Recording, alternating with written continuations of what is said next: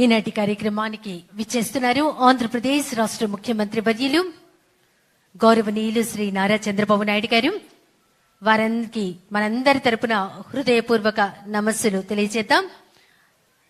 సంవిధాన్ హత్యా దివస్ భారత చరిత్రలో అత్యంత చీకటి అయినటువంటి ఎమర్జెన్సీ పరిస్థితి, ఎమర్జెన్సీని విధించి 1975 జూన్ 25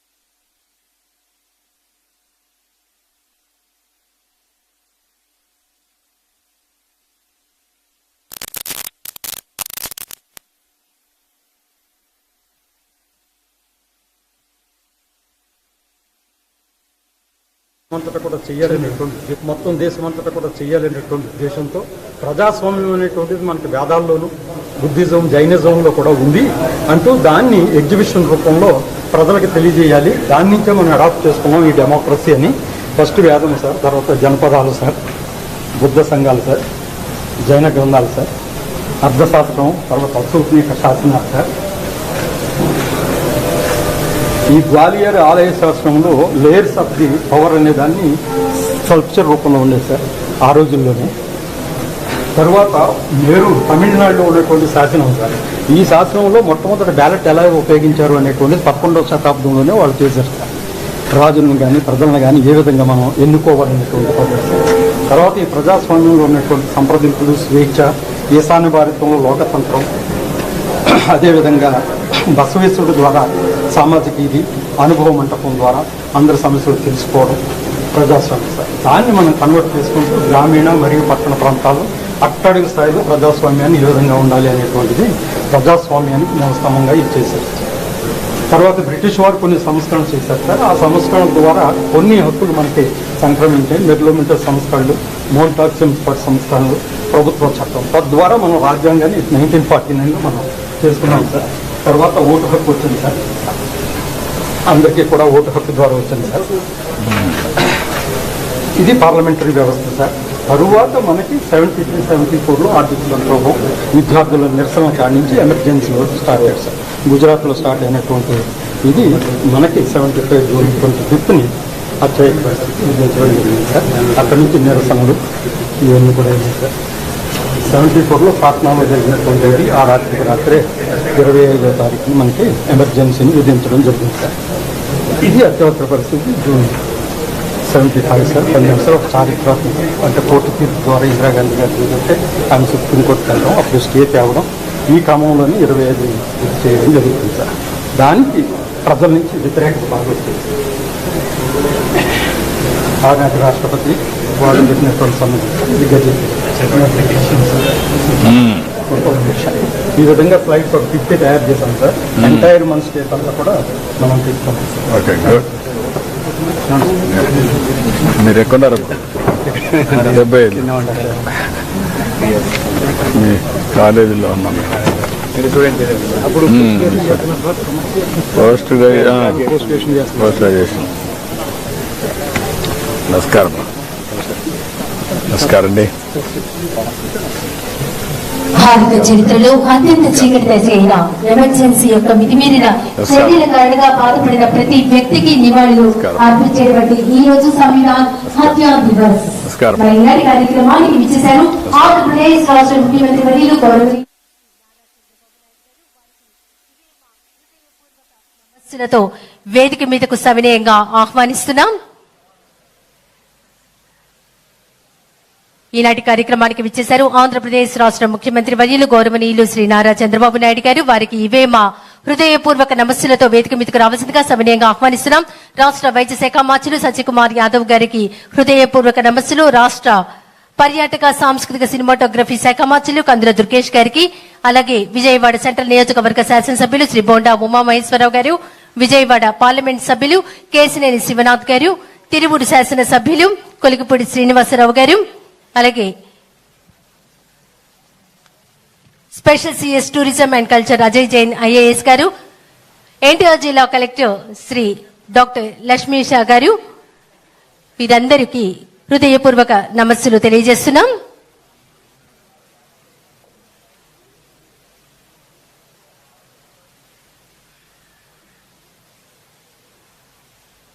ముందుగా సంవిధాన్ హత్యా దివస్ 2025 ప్రజాస్వామ్యానికి చీకటి రోజు. మరి ఈనాటి కార్యక్రమాన్ని వందే మాతరం జాతీయ గీతంతో ప్రారంభించుకుందాం. జాతీయ గీతం ప్లే చేయవలసిందిగా కోరుతున్నాం. దయచేసి అందరూ లేచి నిలబడవలసిందిగా కోరుతున్నాం.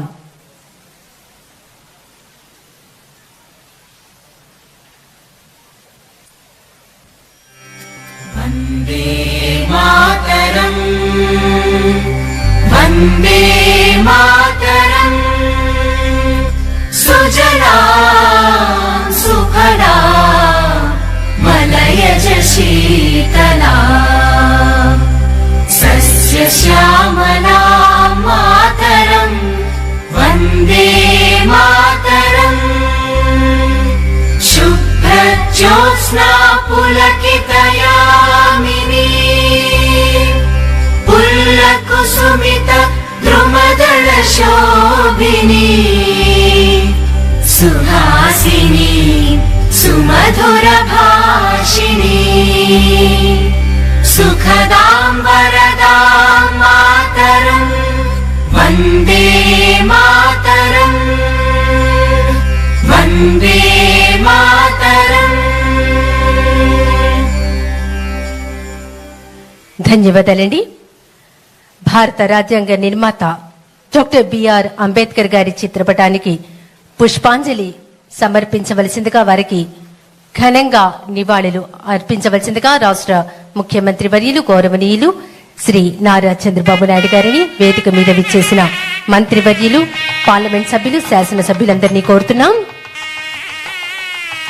ఇది ప్రజాస్వామ్య దేశం.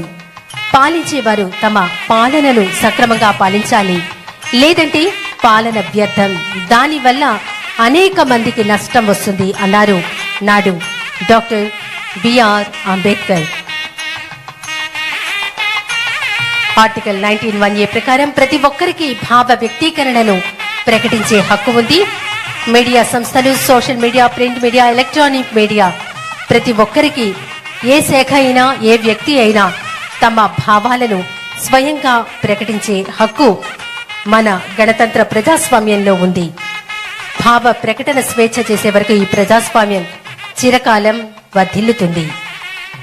మరి ఈరోజు మన విజయవాడ నగరంలో 2500 మందితో మన జిల్లా కలెక్టర్ లక్ష్మీ షా గారు, అలాగే మన సిపి సార్, ప్రజాప్రతినిధులతో కలిసి సంవిధాన్ హత్యా దివస్ కు సంబంధించినటువంటి ర్యాలీని కూడా నిర్వహించడం జరిగింది.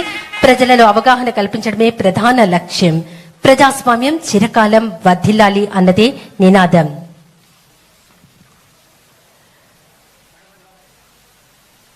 ఈనాటి కార్యక్రమాన్ని special CS tourism and culture Shri Ajay Jain IAS గారిని ప్రారంభోపన్యాసం చేయవలసిందిగా సవినయంగా కోరుతున్నాం.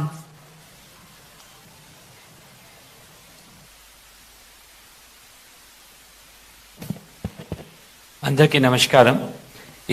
ఈ రోజు ఈ కార్యక్రమంలో ముఖ్య అతిథిగా వచ్చేసిన గౌరవ ముఖ్యమంత్రులు గవర్నమెంట్లు పెద్దలు శ్రీ నారా చంద్రబాబు నాయుడు గారికి, గౌరవ టూరిజం శాఖ మంత్రులు గవర్నమెంట్లు శ్రీ దుర్గేష్ గారికి, గౌరవ ఆరోగ్య శాఖ మంత్రులు గవర్నమెంట్లు శ్రీ సత్యకుమార్ యాదవ్ గారికి, గౌరవ పార్లమెంట్ సభ్యులు, గౌరవ శాసనసభ్యులు, జిల్లా కలెక్టర్, ఇతర అధికారులు, అనధికారులకు, మీడియా ప్రతినిధులకు, ఈ రోజు ఇక్కడికి వచ్చిన విజయవాడ ప్రజలందరికీ నా హృదయపూర్వక నమస్కారం. ఈరోజు మనం అందరూ ఇక్కడ గ్యాదర్ అయినాము.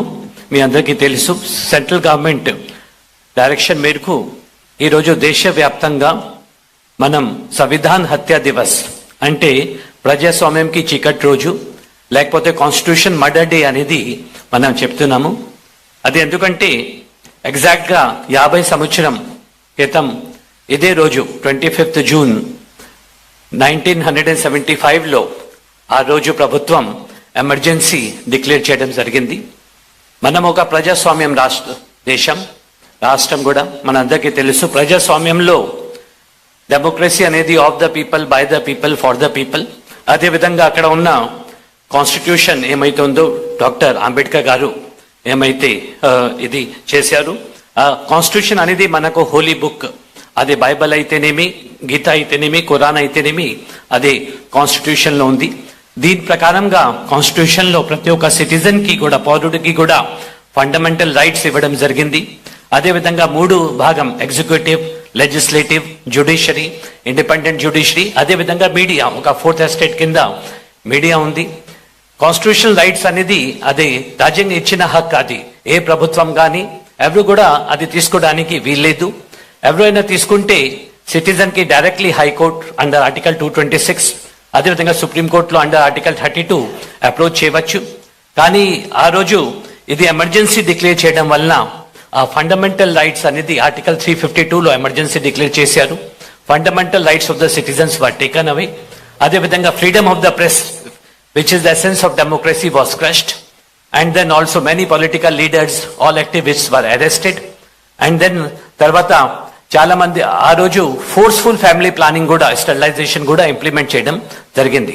సో ఒక విధంగా చెప్పాలి అంటే those days of democracy, those 2 years from 75 to March 77, ఇది ఒక dark chapter in the Indian democracy అనేది చెప్పచ్చు.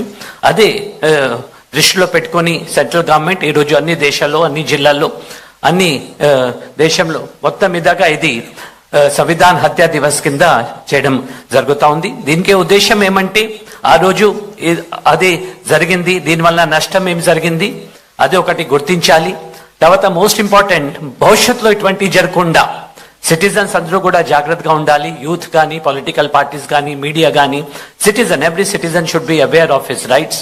అండ్ ఇటువంటి చీకటి రోజు మళ్ళీ రాకూడదు ఉద్దేశంతో ఈరోజు ఈ ఫంక్షన్ అఫీషియల్ గా మన డిపార్ట్మెంట్ ఆఫ్ కల్చర్ నుంచి గవర్నమెంట్ ఆఫ్ ఇండియా ఆదేశం మేరకు మనం జరుపుతున్నాము. కాబట్టి ఈ రోజు ఇక్కడికి వచ్చిన ప్రతి ఒక్కరికి కూడా డిపార్ట్మెంట్ ఆఫ్ కల్చర్ నుంచి అభినందనిస్తూ సెలవు తీసుకుంటున్నాను. జై హింద్, జై Bharat.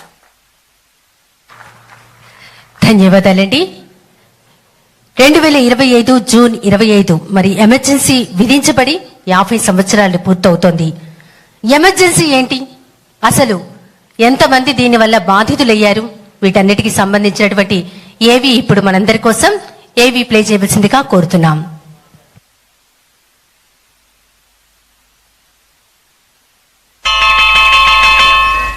Good morning sir. Good morning. Good morning sir, ये संविधान हत्या दिवस क्या है? सर, पर आपने तो कहा था कि कॉन्स्टिट्यूशन सुप्रीम है, तो उसकी हत्या कौन कर सकता है? लगता है सर से कोई स्पेलिंग मिस्टेक हो गई है. मिस्टेक मुझसे नहीं, 1975 में इस देश को चलाने वालों से हुई, जिसकी सोच में डेमोक्रेसी के लिए जरा भी रिस्पेक्ट नहीं थी. बच्चों, भारत को आज विश्व में मदर ऑफ डेमोक्रेसी कहा जाता है. हजारों वर्षों से हमारी परंपरा लोक शक्ति की तरह है. और अरे हाँ विशाल, अंदर से मेरा लैपटॉप लेके आ. तो बच्चों 1947 में हम आजाद हुए, फिर डॉक्टर भीमराव अंबेडकर जी ने हमें हमारा संविधान दिया। पर सर संविधान की हत्या कैसे हुई? तुम्हें बहुत जल्दी है, रुको जरा, सब्र करो। लगता है तुम लोगों को अच्छी तरह समझाने के लिए मुझे जरा पीछे जाना पड़ेगा। अरे बैठो बैठो बैठो बैठो। अरे वाह, ये लो लैपटॉप भी आ गया।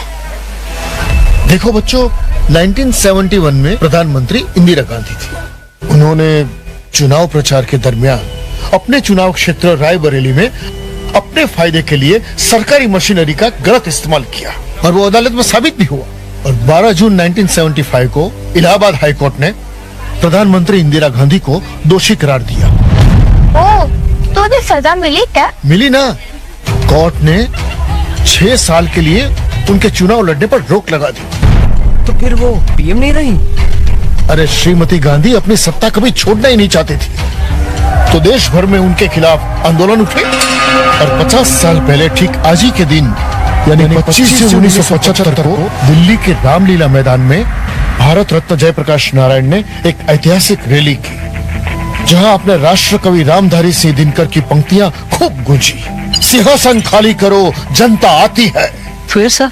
फिर क्या, जब सत्ता के टॉप पर बैठा हुआ कोई भी अपने आप को सिस्टम से भी ऊपर समझता, संविधान का कभी सम्मान न करता हो, उसका क्या हो सकता है? उसी दिन इंदिरा गांधी ने अपनी सत्ता बचाने के लिए एक खतरनाक कदम उठाया, जिसने पवित्र संविधान के मूल्यों की हत्या कर दी। संविधान के आर्टिकल 352 का दुरुपयोग करके देश में आपातकाल लगा दिया। भाइयों और बहनों, राष्ट्रपति जी ने आपातकाल की घोषणा की है। 25 जून 1975 की रात से ही देश में लागू हो गई इमरजेंसी।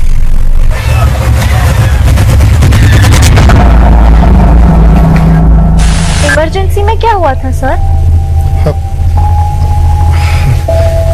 देखो बेटा, एक दिन सुबह उठकर न तुम्हारा मोबाइल चले, ना टीवी चले, ना रेडियो पे न्यूज आए, सोशल मीडिया पे ना कोई पोस्ट डाल सको, ना कोई स्टोरी बना के रख सको, तो क्या होता?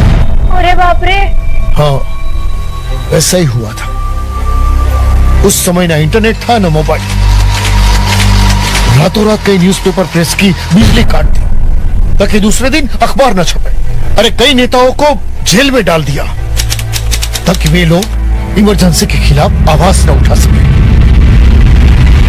26 साल का मेरे खिलाफ वारंट था। एक आजाद देश में ऐसा कोई कैसे कर सकता है? This is dictatorship. अगर मैं तब होती तो इस पर ब्लॉग लिखती। कैसे लिखती तू? तानाशाही ने लोगों के सारे राइट्स का गला घोट दिया था। गला घोट दिया गया था? ओह सर, अब मैं समझा पोस्टर में हत्या शब्द क्यों लिखा है। एक बार नहीं, पीएम इंदिरा गांधी ने बार बार संविधान का मजाक बनाया, बार बार उसमें बदलाव किए, सिर्फ और सिर्फ अपनी सत्ता बचाने के लिए। सेंसरशिप लाद दी गई। पुरुषों की जबरन नसबंदी तक उस दौर में हुई। यहाँ तक कि सरकारी अधिकारियों को नसबंदी के टारगेट्स दिए जाते थे। जो पूरा न कर सके ना, उसको कीमत चुकानी पड़ती थी। यकीन नहीं होता हमारे देश को इतने बुरे दौर से गुजरना पड़ा। ये तो सच में डार्केस्ट पीरियड था सर। इतना ही नहीं, इंदिरा गांधी सरकार ने बड़े स्तर पर डिमोलिशन अभियान चलाया। दिल्ली के तुर्कमान गेट और कई दूसरे क्षेत्रों में न जाने कितने घर गिराए, जिससे दंगे भड़के, कई लोगों की जान गई। सर, आपने भी देखा था क्या ये बुरा समय? हाँ बेटा, मैंने ही नहीं, आज के प्रधानमंत्री नरेंद्र मोदी जैसे हजारों लाखों युवा ने देश भर में आपातकाल का पुरजोर विरोध किया।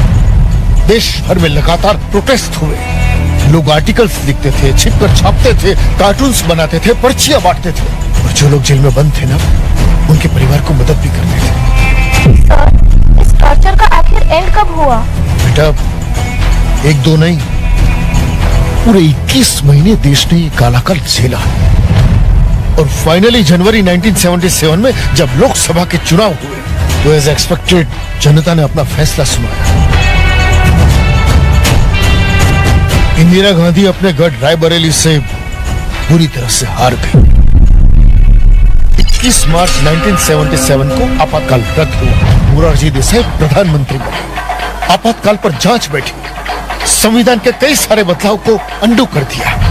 छी, धिक्कार है सर, हमारे देश में इतना कुछ हुआ और हमें पता तक नहीं है। इसलिए तो प्रधानमंत्री नरेंद्र मोदी ने 25 जून को संविधान हत्या दिवस के रूप में घोषित किया है। समझे? तो बच्चों, ये तुम्हारी जिम्मेदारी है कि संविधान के वैल्यूज बने रहे। बच्चों, एक जिम्मेदार नागरिक होने के नाते हम सबका कर्तव्य बनता है कि संविधान के बताए मार्ग पर हम सब चलें और भारत को विकसित देश बनाएं। खूब पढ़ो, खूब आगे बढ़ो। हमारा संविधान हमारे वर्तमान और हमारे भविष्य का मार्गदर्शक है। आज देश में संविधान सर्वोपरि है। आज भारत मदर ऑफ डेमोक्रेसी भी है और लार्जेस्ट डेमोक्रेसी भी। जय हिंद।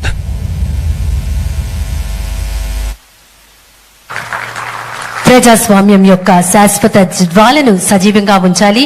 ఏ నియంతృత్వ శక్తి కూడా నాటి భయానక సంఘటనలను పునరావృతం కాకుండా నిరోధించాలి. ఏవి చూశారు? ధన్యవాదాలు. ఎమర్జెన్సీ సమయంలో నాటి వాస్తవికత్వాన్ని కళ్ళారా చూసి బాధపడిన వారు అనేక మంది ఉన్నారు. కొందరు నేటికి మనతో ఉన్నారు, ఈ ప్రాంగణంలో ఉన్నారు. వారిలో ఒకరు ప్రముఖ వైద్యులు, ప్రముఖ సంఘ సంస్కర్త డాక్టర్ జి సమరం గారు. వారి తండ్రి స్వాతంత్ర సమరయోధులు గౌరా గారు 1975 జూన్ 25న ఎమర్జెన్సీ విధించినప్పుడు ఎంతగానో బాధపడ్డారు. ఆ తర్వాత సరిగ్గా ఒక్క నెలకి అంతే 1975 జూలై 26న వారు ఆ బాధపడినందుకు మదనపడి దూరమయ్యారు. వేదిక మీదకు రావాల్సిందిగా కోరుతున్నాం ప్రముఖ వైద్యులు, ప్రముఖ సంఘ సంస్కర్త డాక్టర్ జి సమరం గారు. నాటి పరిస్థితులను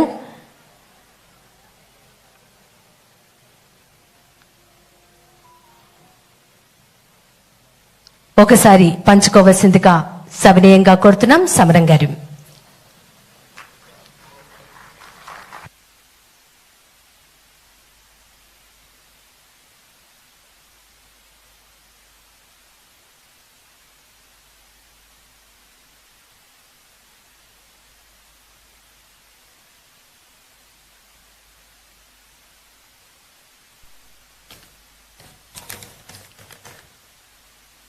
గౌరవనీయులు మన ఈత ముఖ్యమంత్రి శ్రీ నారా చంద్రబాబు నాయుడు గారు, వేదిక మీద ఉండి మహానుభావులందరికీ, అలాగే సభలో ఉన్న వారందరికీ కూడా నమస్కారం. జూన్ 25 అనగానే మనసులో ఎంతో బాధ అనిపిస్తూ ఉంటుంది. అందులోనూ 1975 జూన్ 25 ఒక చీకటి రోజు. ఆ రోజున ఏ స్వాతంత్ర్యం కోసం, ఏ ప్రజాస్వామ్యం కోసం మన పెద్దలందరూ కూడా పోరాడి ఈ పవిత్రమైన రాజ్యాంగాన్ని నిర్మించుకున్నాము. ఆ రాజ్యాంగం హత్య చేయబడిన రోజు సంవిధాన్ హత్యా దివస్. నేను శ్రీ గోరా గారి కుమారుణ్ణి. మా నాన్నగారు గోపరాజు రామచంద్రరావు గారు గోరా గారిని పాపులరు. ఆయన స్వాతంత్ర సమర యోధులు, గాంధేయవాది, ప్రముఖ సంఘ సంస్కర్త, స్వాతంత్ర్యం కోసం పోరాడి జైలుకి వెళ్ళిన వ్యక్తి. అలాగే మా అమ్మగారు సరస్వతి గోరా గారు, మా అన్నయ్య గారు లవణం గారు, మా అక్కయ్య మనోరమ గారు, అలాగే మా మేనత్త గారు రామరాజ్యం గారు, ఇలా అందరూ కూడా 1-2 సార్లు స్వాతంత్ర్యం కోసం జైలుకి వెళ్ళినవారు. జూన్ 25వ తారీఖున 1970 తారీఖున ఎమర్జెన్సీ ప్రకటించినట్లుగా రాగానే మా ఫ్యామిలీ, మా నాన్నగారు, అమ్మగారు, మొత్తం అందరూ కూడా ఎంతో బాధపడిపోయారు. ఇందుకోసమా ఇంత త్యాగం చేసింది, ఇందుకోసమా మనం స్వాతంత్రించుకుంది, ఇందుకోసమా మనం రాజ్యాంగాన్ని నిర్మించుకుంది అన్ని తల్లడిల్లిపోయారు. మా నాన్నగారు గౌరవ గారు అదే ఆవేదనతో ఒక నెల రోజుల్లోనే కన్ను మూశారు. 21 మాసాల పాటు ఆ భయంకరమైన రోజులు గడిచాయి.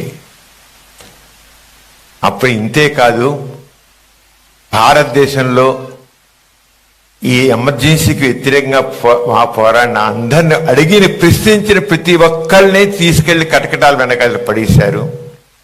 పత్రికల వాళ్ళు ఒక్క విషయం కూడా రాయడానికి వీలు లేదు, ఎడిటోరియల్ రాస్తే రాయడానికి వీలు లేదు, ఏసీ రాయడానికి వీలు లేదు, ఒపీనియన్ చెప్పడానికి లేదు. ఆ రోజు పేపర్లు తీస్తే ఎడిటోరియల్ పేజీ ఖాళీగా ఉండేది, ఎందుకంటే వాళ్ళు ఒపీనియన్ చెప్పడానికి వీలు లేదు కనుక. అలాగే రేడియోలో కానీ ఇంకో చోటగా మాట్లాడడం వీళ్ళు, అలాంటి పరిస్థితి భయంకరమైనది. ప్రజాస్వామ్యం అంటే ప్రజల కోసం, ప్రజల చేత, ప్రజల పాలన అనేది చివరికి ఒక నియంత పాలన చేతిలోకి వెళ్ళి అందరి నోళ్లను నొక్కేయడం జరిగింది. ఎంతమందో ఇలాగా లేరు. అక్కడ ఢిల్లీలో అక్కడ అప్పుడు సంజయ్ గాంధీ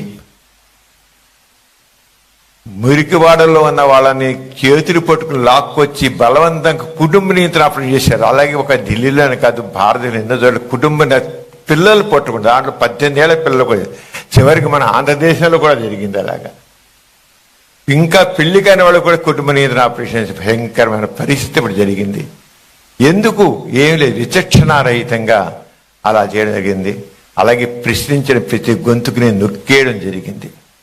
అలాగే ఢిల్లీలో చెప్పలేని అరాచకం జరిగితే దాంట్లో ఢిల్లీ లెఫ్టినెంట్ గవర్నర్ కిషన్ చంద్ 1978లో తన నివాసం వెనక ఉన్న నూతిలో దూకి ఆత్మహత్య చేసుకున్నారు. ఎందుకంటే ఆయన ఏమాత్రం దాన్ని ఆపలేకపోయాడు. లెఫ్టినెంట్ గవర్నర్ కిషన్ చంద్ ఆయన సూసైడ్ నోట్ రాశాడు. ఏమని రాశాడంటే, అవమానకరమైన జీవితం కంటే మరణమే మేలు,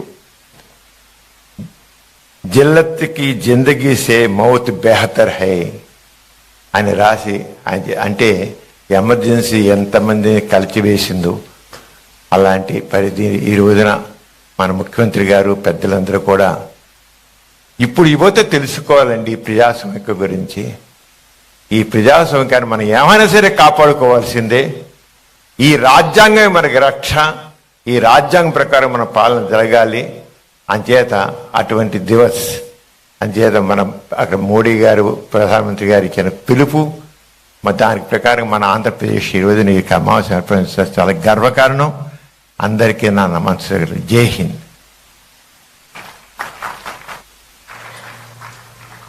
నాటి ఎమర్జెన్సీ సమయంలో ఉన్నటువంటి పరిస్థితులను వివరించిన సమరం గారికి హృదయపూర్వక ధన్యవాదాలు. తర్వాత మన మధ్యనే ఉన్నారు ప్రముఖ సామాజిక కార్యకర్త, అందరి వారు అయినటువంటి శ్రీ గోళ్ల నారాయణరావు గారు. వారిని వేదిక మీదకు విచ్చేసి ఎమర్జెన్సీ కాలం నాటి పరిస్థితులను వివరించవలసిందిగా సవినయంగా కోరుతున్నాం. ప్రముఖ సామాజిక కార్యకర్త శ్రీ గోళ్ల నారాయణరావు గారు.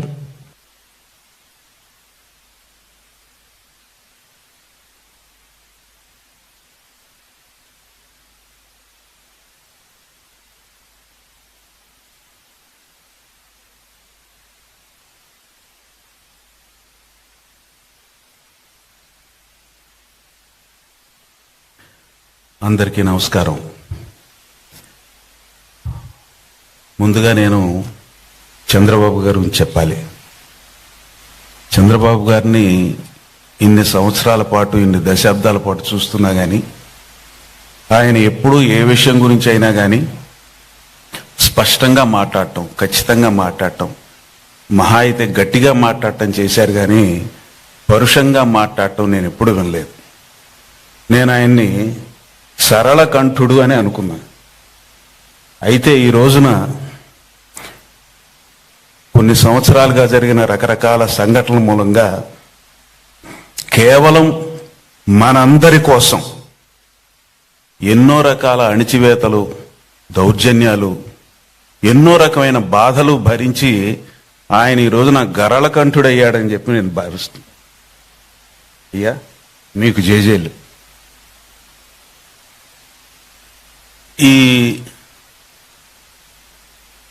ఎమర్జెన్సీ ప్రకటించిన తర్వాత ఆర్ఎస్ఎస్, జమాతే ఇస్లాము ఇటువంటి సంస్థల్ని నిషేధించడం జరిగింది. అలాగే ముఖ్యంగా ఆర్ఎస్ఎస్, జమాతే ఇస్లామే కాక ఆ రోజుల్లో ఉన్న ప్రధాన పార్టీ అయిన కమ్యూనిస్టు పార్టీని కూడా టార్గెట్ చేయటం జరిగింది. వందలు కాదు వేలాది మంది కమ్యూనిస్టు కార్యకర్తలను కూడా అరెస్టులు చేయటం జరిగింది. ఆ రోజున నాకు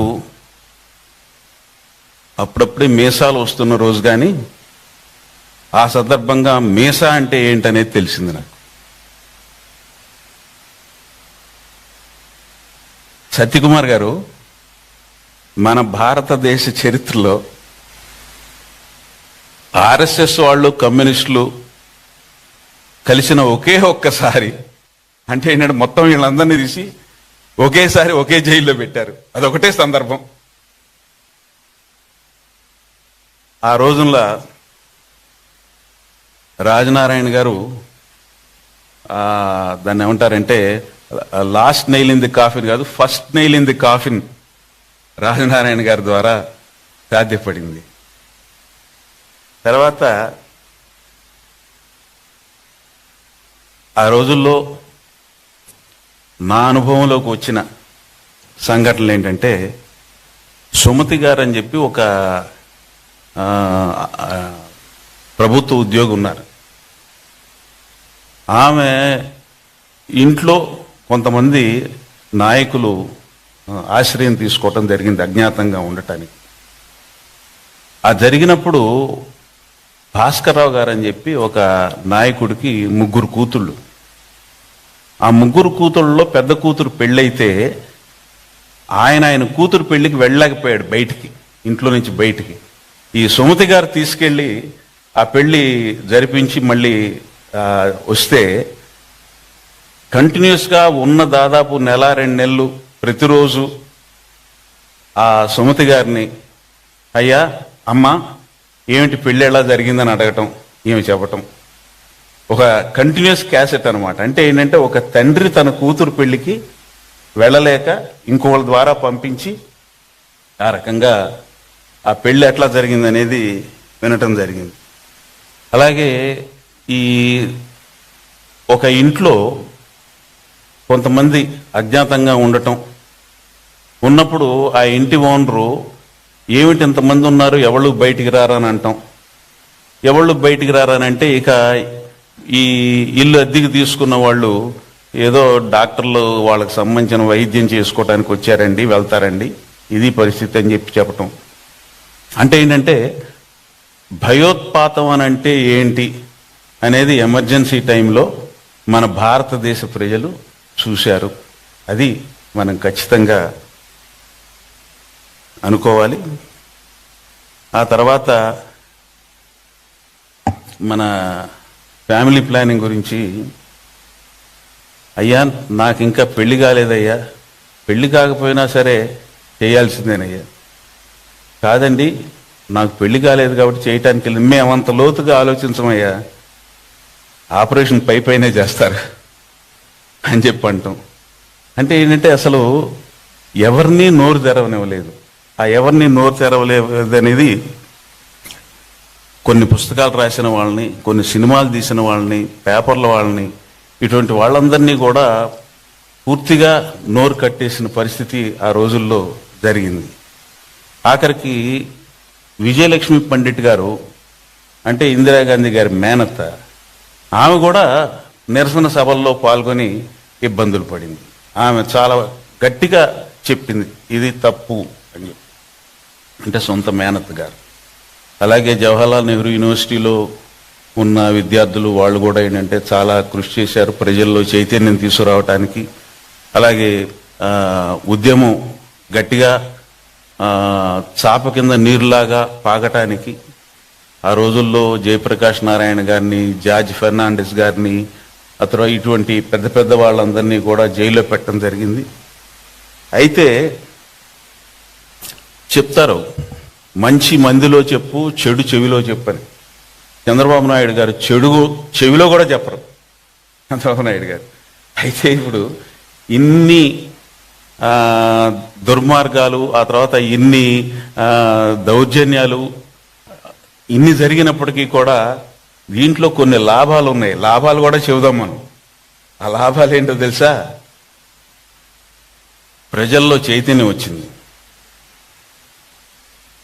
చాలా చిన్న పార్టీలు, కొన్ని పెద్ద పార్టీలు బలోపేతమైనవి. ఆ తర్వాత కొన్ని కొత్త పార్టీలు ఆవిర్భవించినాయి. అన్నిటికంటే ఇంకొక విషయం ఏంటంటే, ఎవరెవరైతే అజ్ఞాతంలో కొన్ని వందల వేల మంది ఉన్నారో వాళ్ళలో ప్రేమ వివాహాలు కూడా జరిగినాయండి. అన్నిటికంటే ముఖ్యం, జనతా పార్టీ ప్రభుత్వం వచ్చింది. ఈరోజు ఈ ప్రభుత్వం రావటానికి మొట్టమొదటి విత్తనం అక్కడ పడింది. ఎమర్జెన్సీ చాలామందికి చాలా అన్యాయం చేసినప్పటికీ కూడా ఈ దేశానికి మంచి చేసిందేమో ఈ రకంగా ప్రభుత్వం రావటం, ప్రభుత్వం మారటం అనేది. ఈ రోజున ఈ ప్రభుత్వం రావటాన్ని హృదయపూర్వకంగా స్వాగతిస్తూ జైలు. ధన్యవాదాలండి. ఇప్పుడు తిరువూరు శాసనసభ్యులు శ్రీ కొలుగుపూడి శ్రీనివాసరావు గారిని మాట్లాడవలసిందిగా కోరుతున్నాం.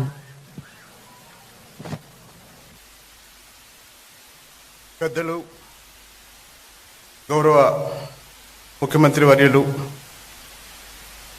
శ్రీ నారా చంద్రబాబు నాయుడు గారికి నమస్కరించి, వేదిక మీదున్న పెద్దలందరికీ నమస్కారాలతో, ఈ ఆడిటోరియంలో వేదిక మీద కూర్చున్న వాళ్ళకు ఎదురుగా ఒక పెద్ద బ్యానర్ ఉంది. ప్రజాస్వామ్యం వర్ధిల్లాలి.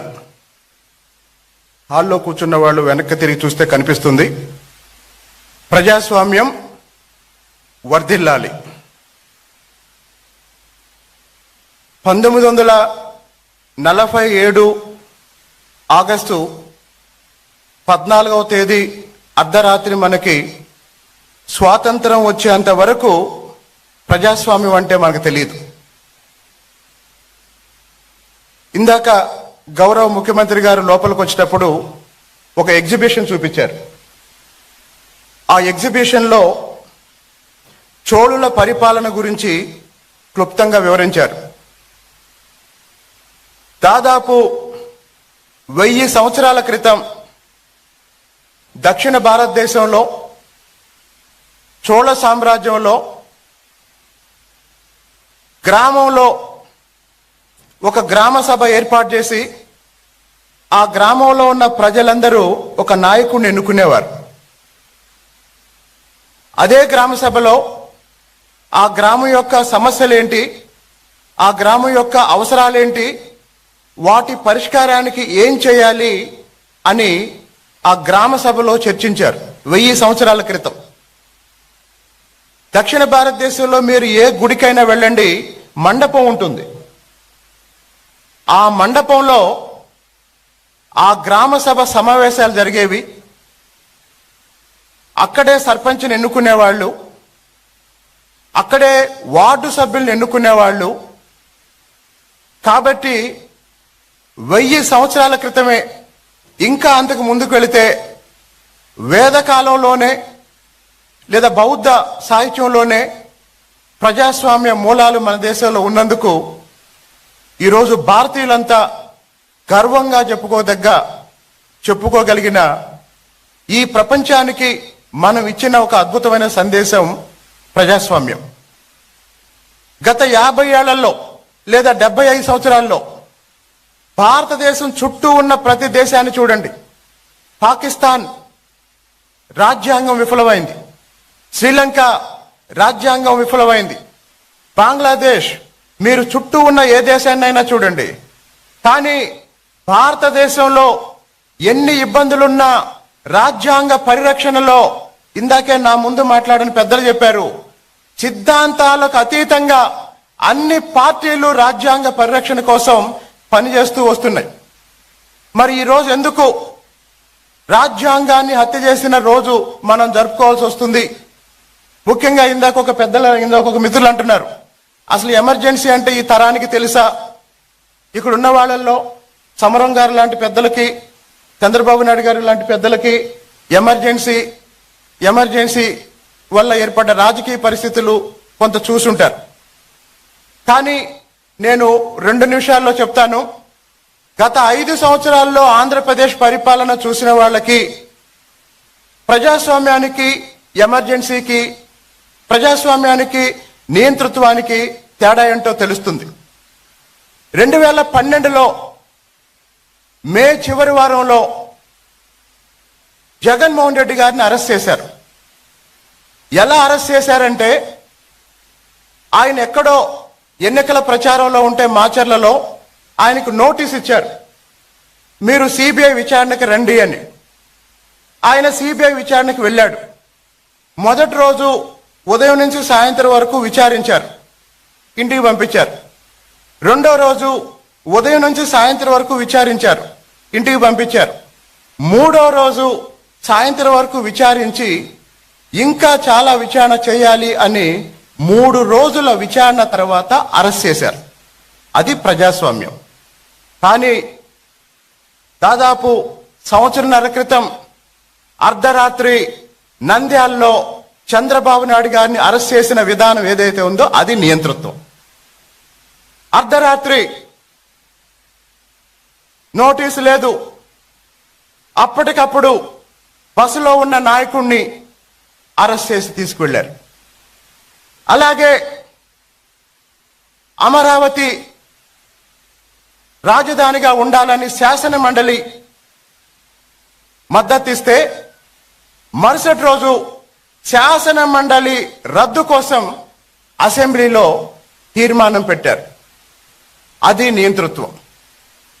ఒక డాక్టర్ మాస్క్ అడిగితే చేతులు విరిసి వెనక కట్టి నడి రోడ్డు మీద చిత్రహింసలు పెట్టారు. అది నియంతృత్వం. అంటే ఒక వ్యక్తి అహంకారం, ఒక వ్యక్తి అప్రజాస్వామిక ధోరణి, ఒక వ్యక్తి అజ్ఞానం నియంతృత్వానికి పరాకాష్ఠగా 5 సంవత్సరాలు మనం చూసాం. మరి ఇప్పుడు 1 సంవత్సర కాలంగా కూటమి ప్రభుత్వం పరిపాలన సాగిస్తుంది. ఎంత భావ ప్రకటన స్వేచ్ఛ ప్రజలు అనుభవిస్తున్నారు, నాయకులు అనుభవిస్తున్నారు అంటే, ప్రతిపక్ష హోదా కూడా లేని మాజీ ముఖ్యమంత్రి గారు మొన్న తెనాలి సంఘటన తర్వాత గౌరవ ముఖ్యమంత్రి గారిని ఉద్దేశించి మాట్లాడుతూ ముఖ్యమంత్రి గారిని కూడా కొట్టొచ్చా అలా అని అడిగారు.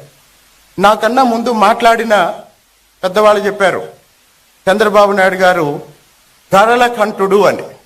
ఇంతకన్నా సాక్ష్యం ఇంకేం అవసరం లేదు.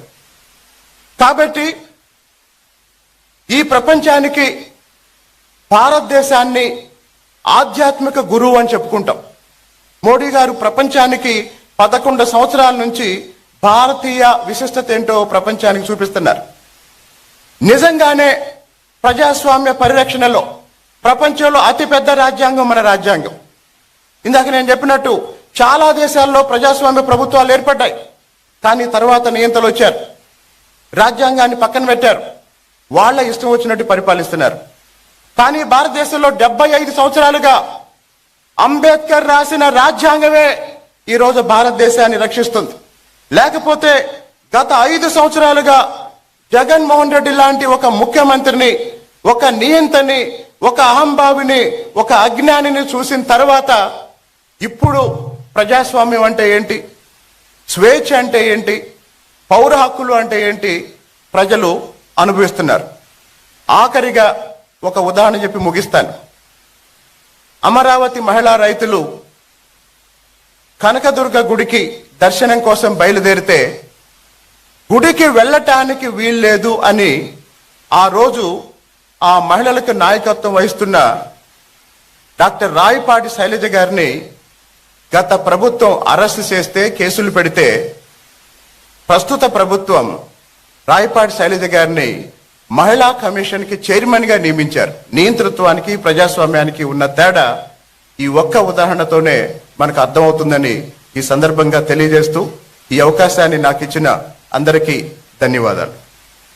ధన్యవాదాలండి. తర్వాత విజయవాడ సెంట్రల్ నియోజకవర్గ శాసనసభ్యులు శ్రీ బోండా ఉమామహేశ్వరరావు గారిని మాట్లాడవలసిందిగా కోరుతున్నాం.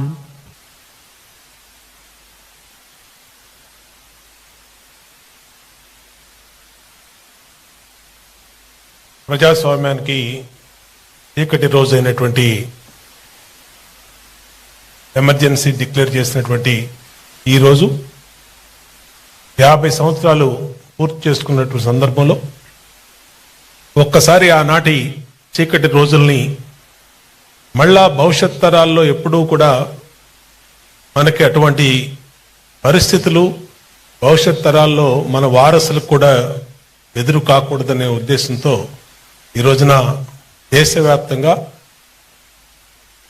ప్రజాస్వామ్య చీకటిది రోజుని ఖండిస్తూ ప్రజాస్వామ్యం వర్ధిల్లాలని ఇవాళ ఎన్డీఏ కూటమి దేశవ్యాప్తంగా ఈ సభలు నిర్వహిస్తాం.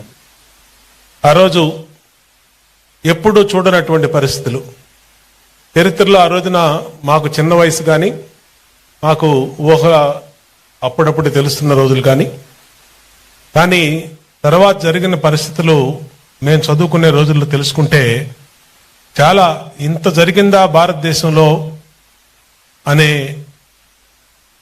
అనుమానం కలిగినటువంటి సందర్భం. ఎందుకంటే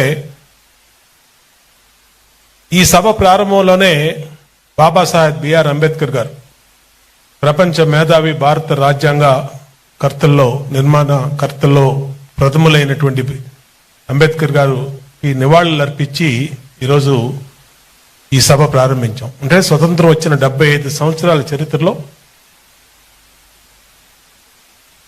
ఎమర్జెన్సీ అనే చీకటి రోజులు తప్పితే ఎప్పుడు కూడా మన భారతదేశం ఎక్కడ ప్రజాస్వామ్య వ్యవస్థలో అంబేద్కర్ గారి ఆశీస్సులతో ఆయన ఆశయాలతో ఆయన రాసినటువంటి రాజ్యాంగం వల్ల అందరం అన్ని వర్గాలు అందరం కూడా అన్ని ప్రాంతాలు కూడా సుఖ సంతోషాలతో ఉన్నటువంటి పరిస్థితి.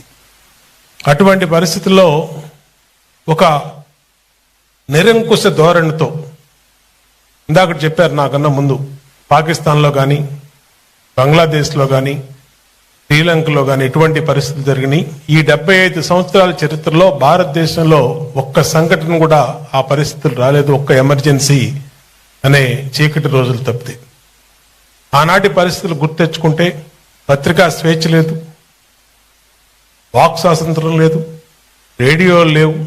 అంటే టెక్నాలజీ లేనట్టు రేడియో పేపర్ అనేది చాలా కీలకమైనటువంటి పత్రికలు అనేది చాలా కీలకమైనటువంటి సమాచార వ్యవస్థని పూర్తిగా నియంత్రించి ప్రతిపక్ష నాయకుల్ని జైల్లో పెట్టి ప్రశ్నించే గొంతుకుల్ని అరెస్టులు చేసి అనేక రకాలుగా ఇబ్బందులు పెట్టినటువంటి చీకటి రోజులు ఆ రోజు 75 నుంచి 77 వరకు మనం పడినటువంటి చీకటి రోజులు చరిత్రలో ఎప్పుడు కూడా మళ్ళీ అటువంటి పరిస్థితులు రాకూడదని మనం భావిస్తా ఉన్నాం. ఈరోజు నరేంద్ర మోడీ గారి నాయకత్వంలో రాష్ట్రంలో చంద్రబాబు నాయుడు గారి నాయకత్వంలో ప్రజాస్వామ్యం వర్ధిల్లే విధంగా ప్రజాస్వామ్యం నిరంతరం కూడా కాపాడుకునే విధంగా మన రాజ్యాంగం సుఖ సంతోషాలతో మనందరం కూడా రాబోయే రోజుల్లో అందరం కూడా చక్కటి పరిపాలనలో బాగుండాలని గత 5 సంవత్సరాల్లో ఏదైతే మన రాష్ట్రంలో కూడా అనేక చీకటి రోజులు జరిగినాయో అలాంటి పరిపాలనలు మళ్ళీ భవిష్యత్తులో రాకుండా అందరం కూడా బాగుండాలని కోరుకుంటూ ఈ కార్యక్రమానికి ఇచ్చేసిన అందరికీ అలాగే ముఖ్యంగా గౌరవ ముఖ్యమంత్రి వర్యులు చంద్రబాబు నాయుడు గారికి హృదయపూర్వక నమస్కారాలు తెలియజేస్తూ సెలవు తీసుకుంటాం. ధన్యవాదాలండి. తర్వాత విజయవాడ పార్లమెంట్ సభ్యులు కేసినేని శివనాథ్ గారిని మాట్లాడవలసిందిగా కోరుతున్నాం.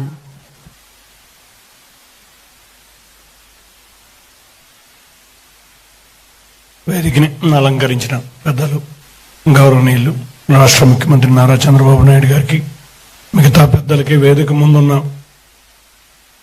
ఎమర్జెన్సీ రోజుల నుంచి చూసిన పెద్దలందరికీ కూడా నా నమస్కారాలు. సంవిధాన్ హత్యా దివస్ 2025 కేంద్ర ప్రభుత్వ ఆధ్వర్యంలో జరుగుతున్న ఈ కార్యక్రమం చీకటి రోజులు, ఎమర్జెన్సీలో చీకటి రోజులు. మరి ఆ రోజుల్లో ఏ విధంగా ఉన్నాయో మాకైతే తెలియదు, కానీ చరిత్రలో చదవటమే. కానీ గత 5 సంవత్సరాలు అంతకు మించిన రోజులు ఈ రాష్ట్రం గత ప్రభుత్వ పాలనలో అనుభవించింది. పెద్దలు సుదీర్ఘ రాజకీయ అనుభవం గల నారా చంద్రబాబు నాయుడు గారు ఆయన రాజకీయ జీవితంలో ఏ రోజు కూడా ప్రజాస్వామ్యానికి అత్యంత విలువనిచ్చే వ్యక్తి, రాజ్యాంగాన్ని గౌరవించే వ్యక్తి, ఏ రోజు కూడా ప్రజాస్వామ్య విలువలని కాపాడుకుంటూ వచ్చిన వ్యక్తి. అటువంటి వ్యక్తికి మేమందరం వారసులుగా రావటం మాకు అదృష్టంగా భావిస్తున్నాం. తప్పకుండా వాళ్ళ ప్రజలు కూడా ప్రజాస్వామ్యం వర్ధిల్లాలి అని అత్యంత భారీ మెజారిటీతో వాళ్ళ మమ్మల్ని ఈ ప్రజాస్వామ్య కూని అయిన పరిస్థితుల నుంచి గౌరవ ముఖ్యమంత్రి గారు బ్రహ్మాండంగా అత్యంత భారీ మెజారిటీతో గెలవడం జరిగింది. కాబట్టి ఇటువంటి రోజులు మళ్ళీ మనకు ఉండకూడదు. తప్పకుండా ప్రజాస్వామ్యం వర్ధిల్లాలి. గౌరవ ముఖ్యమంత్రి నారా చంద్రబాబు నాయుడు గారి హయాంలో స్వర్ణాంధ్ర 2047, అంతేకాకుండా నరేంద్ర మోడీ గారి ఆధ్వర్యంలో వికసిత్ భారత్ 2047 దిగ్విజయంగా పూర్తి చేసి భారత్ ముందుకు వెళ్లాలని కోరుకుంటూ ఈ అవకాశం ఇచ్చిన పెద్దలందరికీ పేరు పేరున ధన్యవాదాలు. Thank you. ధన్యవాదాలండి. తర్వాత రాష్ట్ర వైద్య ఆరోగ్య శాఖ మంత్రులు శ్రీ సత్యకుమార్ యాదవ్ గారిని మాట్లాడవలసిందిగా కోరుతున్నాం.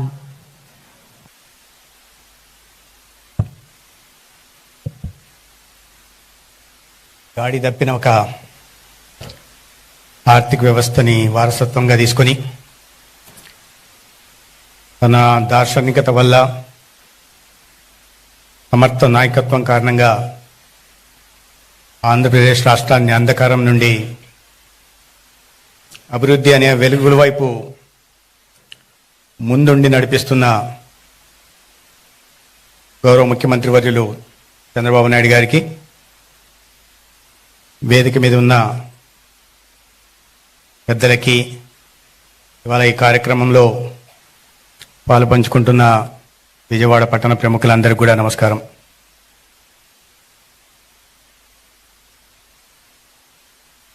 ఒక భావ ప్రకటన స్వేచ్ఛకి, వాక్ స్వాతంత్రానికి, అభివృద్ధికి సోపానాలు వేయడానికి, సంక్షేమ పథకాల ఫలాలు ప్రజలకు అందించడానికి ఒక దిక్సూచి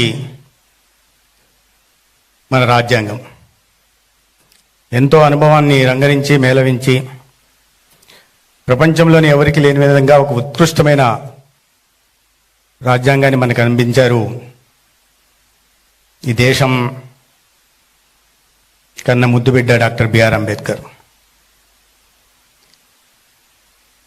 ఏ నాయకుడైనా, ఏ ప్రభుత్వమైనా అధికారంలోకి వచ్చిన తర్వాత ఆ రాజ్యాంగ స్ఫూర్తికి లోబడి పారదర్శకంగా, ప్రజారంజకంగా పాలన అందించాలి. అప్పుడే ప్రజాస్వామ్యం పరిడవిల్లుతుంది. ప్రజాస్వామ్యం పరిడవిల్లుతూనే ఏ సమాజమైనా, ఏ రాష్ట్రమైనా, దేశమైనా ఆర్థిక ప్రగతి సాగిస్తుంది. అటువంటి రాజ్యాంగానికి 50 సంవత్సరాల క్రితం తూట్లు పొడిచి, ఒక రకంగా చెప్పాలంటే సంవిధాన హత్యా దివస్, రాజ్యాంగం హత్య గావింపబడిన రోజు 50 సంవత్సరాలైంది. ఆ సందర్భానికి కేవలం ప్రజలు ప్రాథమిక హక్కుల్ని, భావ ప్రకటన స్వేచ్ఛని, వాక్ స్వాతంత్రాన్ని మాత్రమే కోల్పోలేదు, జీవించే హక్కును కూడా ఆ సమయంలో కోల్పోయారు. వేల మందిని, మన రాష్ట్రంలో కూడా దేశవ్యాప్తంగా లక్షల మందిని ఎటువంటి నేరారోపణ లేకుండా జైలు పాలు చేశారు. ఎటువంటి విచారణ లేకుండా 21 నెలల పాటు జైల్లో మగ్గేలా చేశారు. పత్రికా స్వేచ్ఛను హరించారు, సెన్సార్షిప్ విధించారు, మాట వినని సంస్థలకి కరెంటును ఆపేసి ఆ రకంగా కూడా వేధించారు. దేశవ్యాప్తంగా ఆనాడు లోక్నాయక్ జయప్రకాష్ నారాయణ్, మొరార్జీ దేశాయ్, చరణ్ సింగ్, అటల్ బిహారీ వాజ్పేయి, లాల్ కృష్ణ అద్వానీ, జేపీ మాథూర్, చంద్రశేఖర్, అరుణ్ జైట్లీ, రాజ్నాథ్ సింగ్ లాంటి ప్రముఖులనే కాకుండా అనేక మందిని, మన రాష్ట్రంలో కూడా తెన్నేటి విశ్వనాథం గారు, గౌతు లచ్చన్న గారు, ముప్పవరపు వెంకయ్యనాయుడు గారు, కంబంపాటి హరిబాబు గారు, డాక్టర్ ఎలమంచి శివాజీ గారు, అనేక మంది, వి రామారావు గారు, యజ్ఞపూడి లేదా పివి చలపతిరావు గారు, వేల మందిని ఆనాడు జైల్లో 21 నెలల పాటు అక్రమంగా నిర్బంధించారు. చివరికి ఇప్పుడే చెప్పారు, కుటుంబ నియంత్రణ గురించి కూడా చాలామంది పెద్దలు చెప్పారు. దేశవ్యాప్తంగా 1 కోటి మందికి పైగా మగవాళ్ళకి, 10 లక్షల మందికి పైగా ఆడవాళ్ళకి ఇళ్లలోకి వెళ్ళి మరీ బయటికి లాక్కొచ్చి ఎక్కడంటే అక్కడ కుటుంబ నియంత్రణ ఆపరేషన్లు చేశారంటే పరిస్థితి ఎంత తీవ్రంగా ఉండిందో, ప్రజలు ఎటువంటి ఇబ్బందులకు లోనయ్యారో మనం అర్థం చేసుకోవాల్సింది. గౌరవ ముఖ్యమంత్రి చంద్రబాబు నాయుడు గారు మొదటిసారి ముఖ్యమంత్రి అయినప్పుడు వారు కూడా కుటుంబ నియంత్రణ గురించి మాట్లాడడం మొదలుపెట్టారు. కానీ ఎవరిని నిర్బంధించి కుటుంబ నియంత్రణ చేయలే. మనం ఒకసారి గుర్తు చేసుకుంటే పులిరాజా అని ఒక కాన్సెప్ట్ తీసుకొచ్చి ప్రజల్లో దాని పట్ల ఉత్సాహాన్ని నింపి ఆనాడు కుటుంబ నియంత్రణ కోసం పాటించాల్సిన జాగ్రత్తల గురించి వాళ్ళకి అర్థమయ్యేలాగా వివరించి ప్రజలను భాగస్వాములు చేసుకుంటూ ఆ రోజు కుటుంబ నియంత్రణని పాటించేలాగా చేశారు. కానీ అక్రమంగా నిర్బంధించి ఎవరిని కూడా కుటుంబ నియంత్రణ పాటించాలి అని కట్టడి చేయలేదు. రాజ్యం అధికారంలో ఉన్నాను కదా అని నియంత్రించే ప్రయత్నం చేయలేదు. ఇప్పుడు వేరే విషయం, మారిన పరిస్థితులకు అనుగుణంగా డెమోగ్రఫిక్ డివిడెన్స్ మనకు రావాలి కాబట్టి ఇవాళ పాపులేషన్ మేనేజ్మెంట్ గురించి మాట్లాడుతూ టీఎఫ్ఆర్ పెంచాలా, దేశ జనాభాను పెంచాలని మాట్లాడుతున్నారు. కానీ ఆనాటి పరిస్థితుల్లో ఆ పరిస్థితి ఇవాళ మారిన పరిస్థితుల్లో తనను మార్చుకుంటూ ఇవాళ పరిస్థితులకు అనుగుణంగా కూడా మళ్ళీ ప్రజల్ని దాంట్లో భాగస్వాములు చేసి ఇవాళ జనాభాను పెంచాల్సిన అవసరం గురించి కూడా చెప్తున్నారు వారు. అటువంటి పరిస్థితుల్లో ఎటువంటి విచారణ లేకుండా కొన్ని వేల మందిని జైల్లో పెట్టడమే కాకుండా ప్రధానంగా మిగతా విషయాల్లోకి నేను పోదలుచుకోలేదు. ఎందుకు ఈ ఎమర్జెన్సీ విధించాల్సిన అవసరం ఏమొచ్చింది? 1971లో 352 సీట్లతో ఇందిరాగాంధీ గారు ప్రధానమంత్రి అయ్యారు. తర్వాత యుద్ధంలో గెలిచారు. ఆ పక్కన ఉన్న భజన పరులంతా ఆమెని, వంది మాగదులు భజన పరులంతా India Indira, India is Indira, Indira is India అన్న మొదలుపెట్టారు. ఇందిరయ్యే ఇండియా, ఇండియానే ఇందిరా అన్నట్టుగా. దాంతో మరి ఏమైందో తెలియదు కానీ ఆమె దేవాంశ సంబూతులు అనుకున్నారు. కానీ విచ్చలు ఏది తనకు నచ్చిన విధంగా పాలన చేయడం మొదలుపెట్టారు. దానికి కారణంగానే వాళ్ళ పరిస్థితులు దారి తప్పాయి. దేశవ్యాప్తంగా అవినీతి పెంచి పెరిగింది. ప్రధానంగా ఈ గుజరాత్లో నవనిర్మాణ సమితి ఉద్యమం చేయడం, అప్పుడు చిమన్భాయ్ పటేల్ కాంగ్రెస్ ప్రభుత్వానికి వ్యతిరేకంగా. అదేవిధంగా బీహార్లో కూడా ఛాత్ర సంఘర్ష సమితి డాక్టర్ జయప్రకాష్ నారాయణ్, లోక్నాయక్ జయప్రకాష్ నారాయణ్ గారి నేతృత్వంలో వాళ్ళు కూడా ఉద్యమించడం. ఈ ఉద్యమం తర్వాత భారతరత్న జయప్రకాష్ నారాయణ్ దేశవ్యాప్తంగా పర్యటించడం, అవినీతికి వ్యతిరేకంగా సంపూర్ణ విప్లవం ఈ దేశంలో రావాలి, ఒక సమర్థ మార్పు రావాలని చెప్పి ఆయన ప్రచారం చేయడం, తద్వారా దేశవ్యాప్తంగా నిరసనలు పెరగడం, ఆ నిరసన వేడి ఇందిరాగాంధీ గారి దాకా చేరడం జరిగింది. ఇవన్నీ కాదన్నట్టుగా 1971లో ఎవరైతే రాజనారాయణ వారి చేతిలో ఓడిపోయారు, ఇందిరాగాంధీ చేతిలో, వారు అలహాబాద్ కోర్టుకు వెళ్ళడం. ఆ court June 12, 1975 justice Jaganmohan Sinha ఆమె ఎన్నిక, ఇందిరాగాంధీ గారి ఎన్నిక తగదు చెల్లదని, అవినీతికి పాల్పడ్డారని, అధికార దుర్వినియోగానికి పాల్పడ్డారని, కాబట్టి ఆమె ఎన్నిక చెల్లదని చెప్పి తీర్పిచ్చింది. దాని తర్వాత కూడా ఇందిరాగాంధీ గారు అదే మానసిక స్థితిలో ఉన్నారు. ఆమె నేను లేకపోతే ఈ దేశానికి దిక్కువరనే ఒక మానసిక స్థితిలో ఉన్నారు. అదే రకంగా వివరిస్తూ వచ్చారు. జూన్ 24 సుప్రీంకోర్టుకి వెళ్తే జస్టిస్ కృష్ణయ్యర్ ఏదైతే హైకోర్టు చెప్పిందో ఆ జస్టిస్ జగన్మోహన్ సిన్హా గారికి అనేక రకాలైన ప్రలోభాలు పెట్టారని చెప్తారు. సుప్రీంకోర్టు కూడా ప్రమోట్ చేస్తాం లేదా డబ్బుల రూపేణ కూడా ప్రలోభాలు పెట్టారు. కానీ ఆయన ఏటికి లొంగకుండా ఆనాడు తీర్పునివ్వడం జరిగింది. జస్టిస్ కృష్ణయ్యర్ కూడా అదే తీర్పును అప్హెల్డ్ చేస్తూ ఆమె ఎన్నిక చెల్లదని చెప్తూనే అపద్ధర్మ ప్రధానమంత్రిగా, తుది తీర్పు వచ్చేదాకా అపద్ధర్మ ప్రధానమంత్రిగా కొనసాగే విధంగా చెప్పారు. అదే రోజు రాత్రి ఇందిరాగాంధీ గారు ఎటువంటి కేబినెట్ సమావేశం నిర్వహించకుండా, మంత్రివర్గ సదస్సులకు చెప్పకుండా అర్ధరాత్రి ఆనాడు రాష్ట్రపతిగా ఉంటున్న ఫక్రుద్దీన్ అలీ చేత ఈ ఎమర్జెన్సీని దేశవ్యాప్తంగా విధించారు. ఆర్టికల్ 352 ప్రకారం ఏదన్నా తీవ్రమైన యుద్ధ వాతావరణం నెలకొని ఉంటేనో లేదా ఒక తీవ్రమైన శాంతి భద్రతలకు విఘాతం కలుగుతుంటేనో అటువంటి సందర్భాల్లోనే డాక్టర్ బిఆర్ అంబేద్కర్ రచించిన రాజ్యాంగం ఆర్టికల్ 352 కింద ఎమర్జెన్సీ విధించే అధికారం ఇచ్చింది. కానీ ఒక కేవలం అంతర్గత అలజడి, ఎందుకంటే అవినీతికి వ్యతిరేకంగా ప్రజలు పోరాటిస్తుంటే, నిరసనలు తెలుపుతుంటే ఎమర్జెన్సీ విధించాల్సిన అవసరం లేదు. కానీ అనేక కారణాల వల్ల ఆనాడు కేవలం తన అధికారం నిలబెట్టుకోవడం కోసం ఇందిరాగాంధీ గారు ఎమర్జెన్సీని ఆనాడు ప్రకటింపజేశారు. దాని కారణంగానే అనేక మంది అరెస్టులు కానీ, దేశవ్యాప్తంగా ఈ అణచివేతలు కానీ ఇవన్నీ జరిగిన, బహుశా బ్రిటిష్ కాలంలో కూడా లేదా వలసవాదుల పాలనలో కూడా ఇటువంటి అణచివేత జరిగిందని అనుకోను. అందుకనే ఈ స్వతంత్ర భారతదేశ చరిత్రలో అత్యంత చీకటి రోజులంటే ఆ 21 నెలల ఎమర్జెన్సీ ఏదైతే దేశంలో ఉన్నిందో వాటిని అత్యంత చీకటి రోజులుగా మనం చెప్పుకుంటుంటాం. అది వాడ తరానికి తెలియాల్సిన అవసరం ఉంది. ఆనాడు ఏ రకంగా ప్రజాస్వామ్యం పరిహాసం చేయబడింది, రాజ్యాంగ స్ఫూర్తికి ఏ రకంగా తూట్లు పడబడ్డాయనే విషయాన్ని మనం చెప్పాల్సింది. దాంట్లో ప్రధానంగా 2 కారణాలు చూడాలి. తదనంతరం వచ్చిన వాటిల్లో మెదంగా న్యాయ వ్యవస్థను నిర్వీర్యం చేసే ప్రయత్నం ఆనాడు ఇందిరాగాంధీ గారు చేశారు.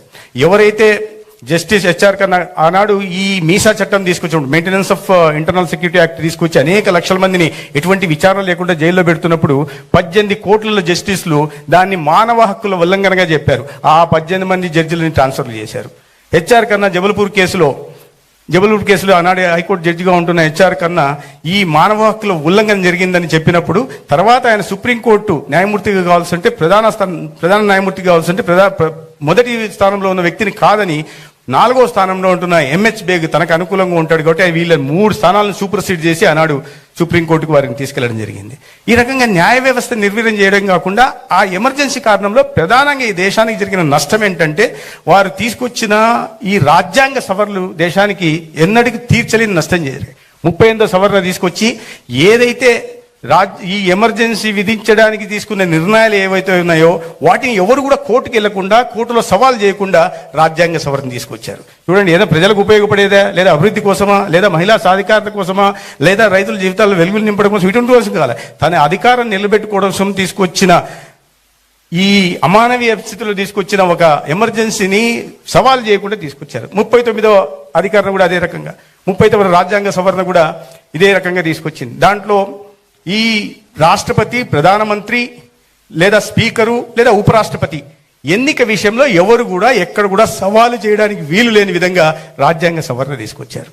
తర్వాత 2 సవరణలు కూడా అటువంటి 42వ సవరణ అయితే మనం అందరం గుర్తించాల్సినవి.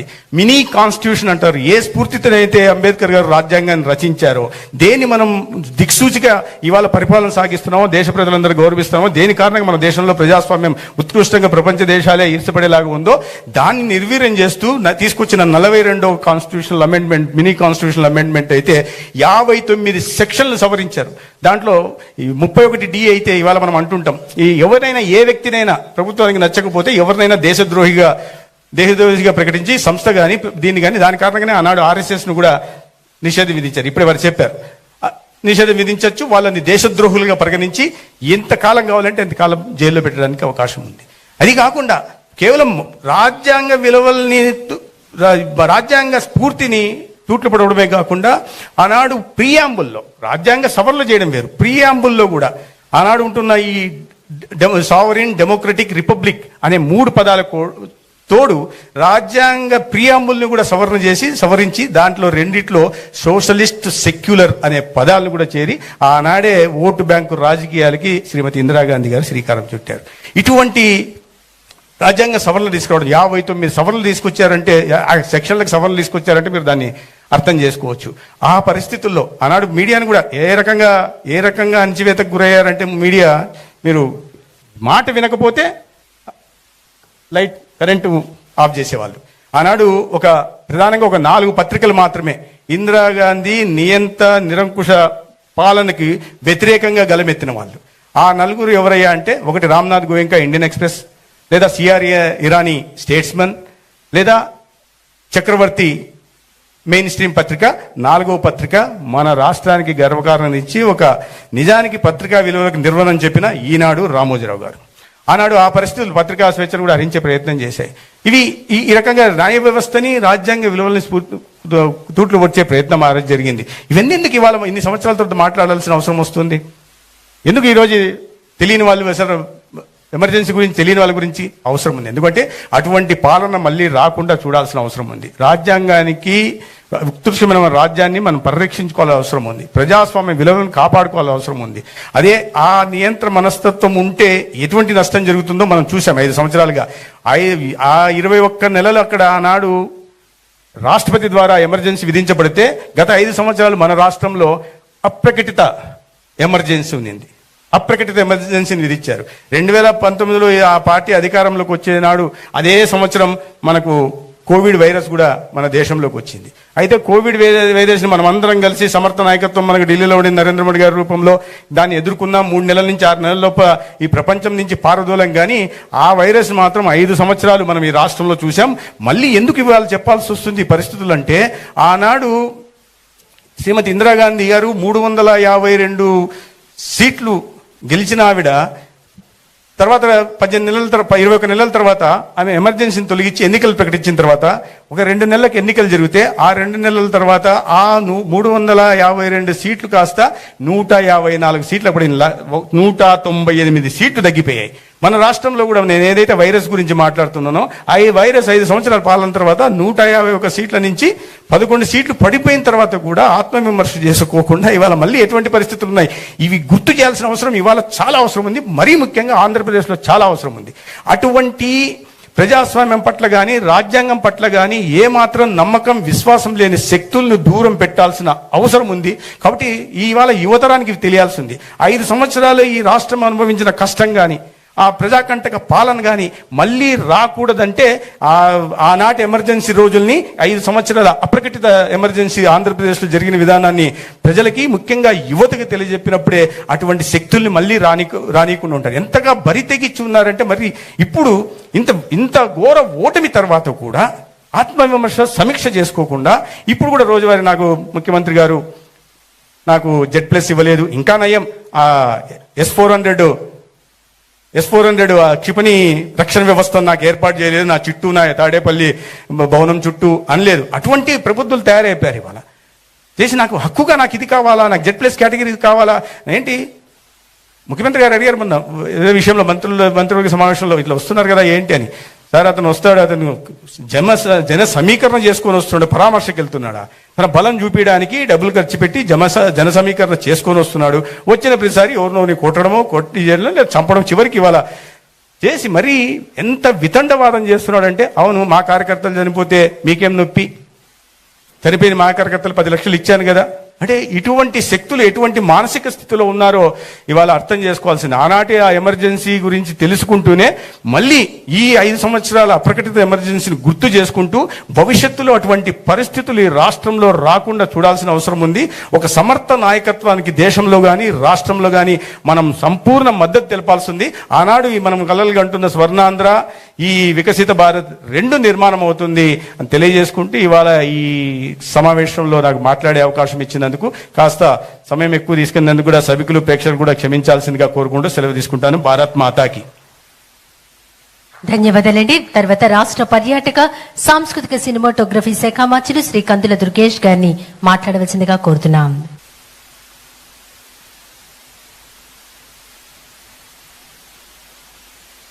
ప్రజాస్వామ్య విలువల పట్ల అచంచలమైనటువంటి విశ్వాసం కలిగినటువంటి నేతగా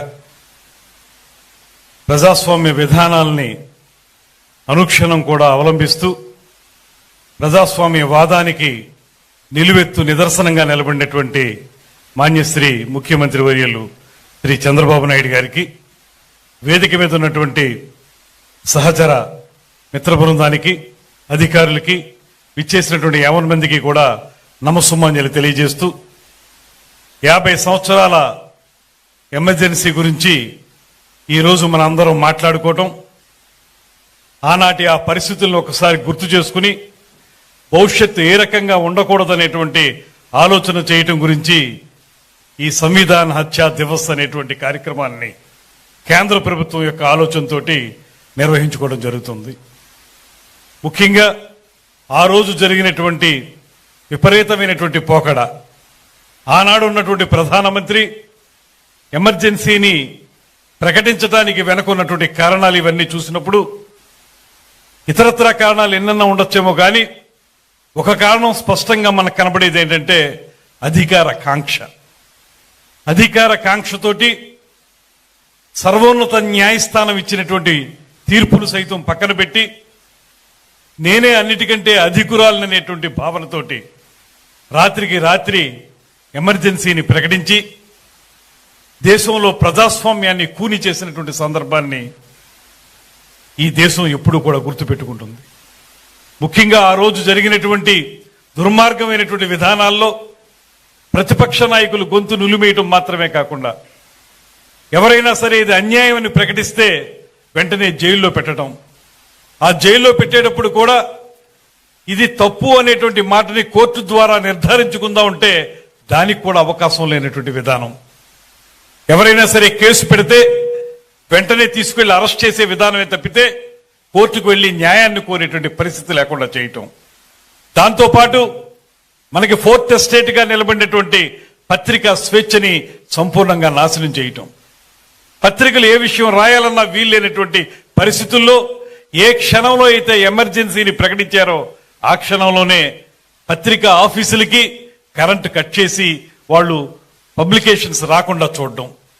ఈ సందర్భంగా ఆ రోజున ఇండియన్ ఎక్స్ప్రెస్ వారు ఆ మరుసటి రోజు ఇచ్చినటువంటి సంపాదకీయం కేవలం వైట్ పేపర్గా మాత్రం ఇచ్చారు వారు నిరసన తెలియజేయడానికి. టైమ్స్ ఆఫ్ ఇండియా వారు చెప్పినటువంటి మాట ఇది ప్రజాస్వామ్యాన్ని సంస్మరణ చేసుకునే రోజు అనేటువంటి మాట. అంటే సంస్మరణ అంటే చనిపోయిన తర్వాత చేసుకునేది, ప్రజాస్వామ్యం కూని చేయబడిన తర్వాత మనం చేసుకుంటున్నటువంటి సంస్మరణ దినోత్సవం ఇది అనేటువంటి మాట వారు కూడా చెప్పడం జరిగింది. ఆ సందర్భంలో జరిగినటువంటి అన్యాయాలు, అక్రమాలు, ప్రజలందరూ భీతావహం కలిగించేటువంటి విధానం ఇవన్నీ కూడా మన పుస్తకాల్లో కూడా నిరంతరం చదువుతూ ఉంటాం. Maintenance of internal security act అనేటువంటిది మనకు తెలుసు. ఆ రోజుల్లో వినపడినటువంటి మాట ఏంటంటే మీసా అంటే maintenance of internal security act కాదు, maintenance of Indira Sanjay act అనేటువంటి మాటను కూడా ఆ రోజు అందరూ చెప్పినటువంటి మాట. వారు ఫోర్స్ఫుల్ స్టెరిలైజేషన్ ఏదైతే చేశారో ఇంతకుముందు పెద్దలందరూ కూడా చెప్పారు. ఫోర్స్ఫుల్ స్టెరిలైజేషన్ వల్ల ఈ దేశం యువత ఎంత నష్టపోయిందో అనేటువంటిది మనకు అనేక దృష్టాంతాలు కనబడతా ఉన్నాయి. ఇవన్నీ చూసినప్పుడు ప్రజాస్వామ్యాన్ని బతికించుకోవాలనేటువంటి ఆలోచన ప్రతి ఒక్కరూ కూడా ఆ రోజున ఆలోచించింది.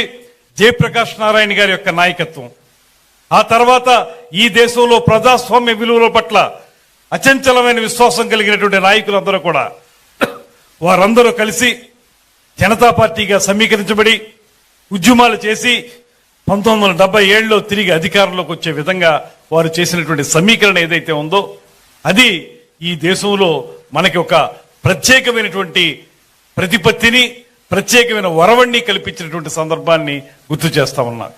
ఆ రోజు ఆ రకమైనటువంటి విధానం రావటం వల్లే ఇవాళ మనం చూసుకుంటే ఏదైతే ఒక వ్యక్తి అధికార కాంక్షతో చేసే పని మళ్ళీ చాలా కాలం తర్వాత మనం 2019 నుంచి 24 వరకు చూడగలిగాం. ఒక వ్యక్తి తన అధికార కాంక్ష కోసం ప్రతిపక్షాల గొంతు నులిమివేయటం, ప్రతిపక్ష నాయకునిగా సుదీర్ఘమైనటువంటి అనుభవం ఉన్నటువంటి నాయకుని, ఎప్పుడూ కూడా ప్రజాస్వామ్య విధానాలను నమ్మినటువంటి నాయకుడిని 53 రోజుల పాటు జైల్లో పెట్టి ఏ రకంగా ఇబ్బంది పెట్టారో మనందరం చూసాం. ఆ సందర్భంలోనే ప్రజాస్వామ్యాన్ని బతికించుకోవాలి, మళ్ళీ మనందరం కలిసి ప్రభుత్వ వ్యతిరేక ఓటు చీలకూడదనేటువంటి ఆలోచనతోటి మళ్ళీ ప్రజాస్వామ్య విధానాలు ఈ రాష్ట్రంలో ముందుకు వెళ్లాలనేటువంటి ఆలోచనతోటే Telugu Desam party, Janasena party, Bharatiya Janata party ఒక కూటమిగా ఏర్పడడం అనేటువంటి ఒక చరిత్రాత్మకమైనటువంటి నిర్ణయం జరిగిందనేటువంటి మాటను మనం చేస్తున్నాం. ఆనాడు కూడా ఇలాగే వివిధ రాజకీయ విధానాలతో ఉన్నటువంటి జనసంఘ్ గాని, జనతా పార్టీ గాని, అప్పుడున్నటువంటి మన జగజ్జీవన్ రావు గారి నేతృత్వంలో ఉన్నటువంటి కాంగ్రెస్ పార్టీ గాని, ఇతర అనేక పార్టీలన్నీ కలిసి జనతా పార్టీగా సమీకరించబడి వారందరూ కూడా ప్రజాస్వామ్యాన్ని నిలబెట్టడానికి చేసిన పోరాట ఫలితమే 77లో అధికారంలోకి రావటం. అదేవిధంగా ఇవాళ సుదీర్ఘమైనటువంటి నాయకత్వ పటిమ ఉన్నటువంటి చంద్రబాబు నాయుడు గారి యొక్క నాయకత్వంలో తెలుగుదేశం, జనసేన, భారతీయ జనతా పార్టీలు మూడు కూడా కలిసి ఒక వేదిక మీదకు వచ్చి మళ్ళీ 2024లో ప్రజాస్వామ్యాన్ని నిలబెట్టే విధంగా ఈ కూటమి అధికారంలోకి రావటం అనేటువంటి ఈ రెండు విషయాల్ని చూస్తే చాలా సారూప్యత ఉంది. చాలా రకాలుగా ఆ రెండు అంశాలని మనం దగ్గరగా చూసేటువంటి అవకాశం ఉంది. ఎప్పుడైనా సరే, ఎక్కడైనా సరే మనకి ప్రజాస్వామ్యానికి విఘాతం కలిగినప్పుడు తప్పనిసరిగా ప్రజాస్వామ్య ప్రియులందరూ కూడా ఈ విధానాన్ని వ్యతిరేకంగా పోరాటం చేసి నిలబెట్టుకుంటారనేటువంటి మాటకి నిలువెత్తు నిదర్శనం 2024 ఎన్నికలనేటువంటి మాటను కూడా ఈ సందర్భంగా నేను మనవి చేస్తున్నాను.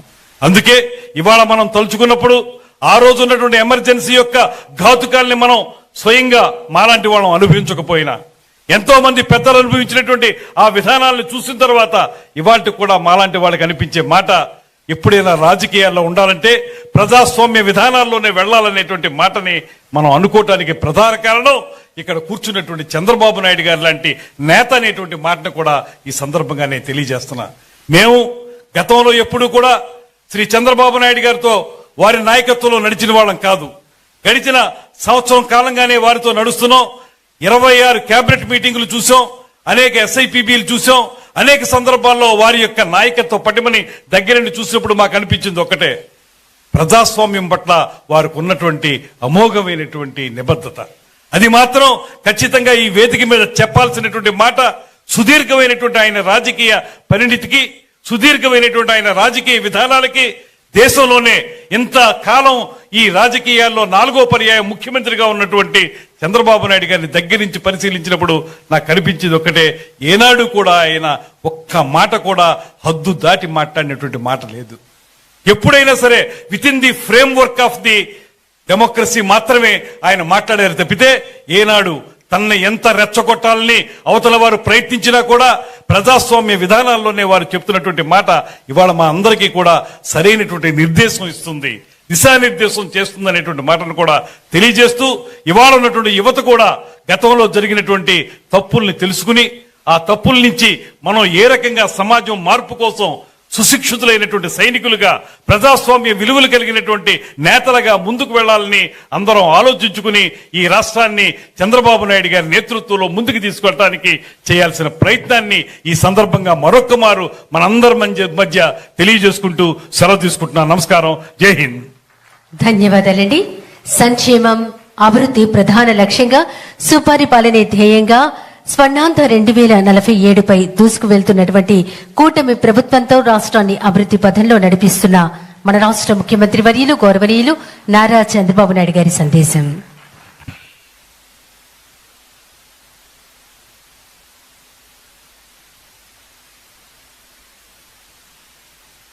గౌరవనీయులు సహచర మంత్రివర్గ సభ్యులు కందుల దుర్గేశం గారు,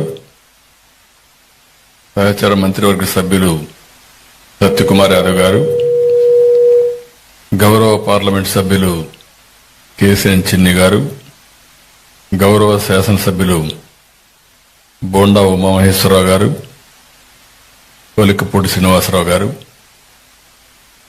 వేదిక పైనున్న టూరిజం సెక్రటరీ జైన్ గారు, జిల్లా కలెక్టర్ గారు, ఈ కార్యక్రమానికి చేసినటువంటి సోదరి సోదరులందరికీ నమస్కారం, అభినందనలు, శుభాభినందనలు. ఈరోజు మనందరం కూడా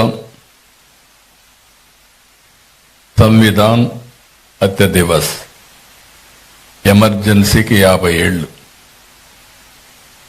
50 సంవత్సరాల ముందు జరిగిన సంఘటన మనం అందరం కూడా ఒకసారి నెమరు వేసుకుని మళ్ళీ ప్రజాస్వామ్యం పట్ల మన విశ్వాసాన్ని పెంచుకోవడం కోసం ఏర్పాటు చేసిన కార్యక్రమం.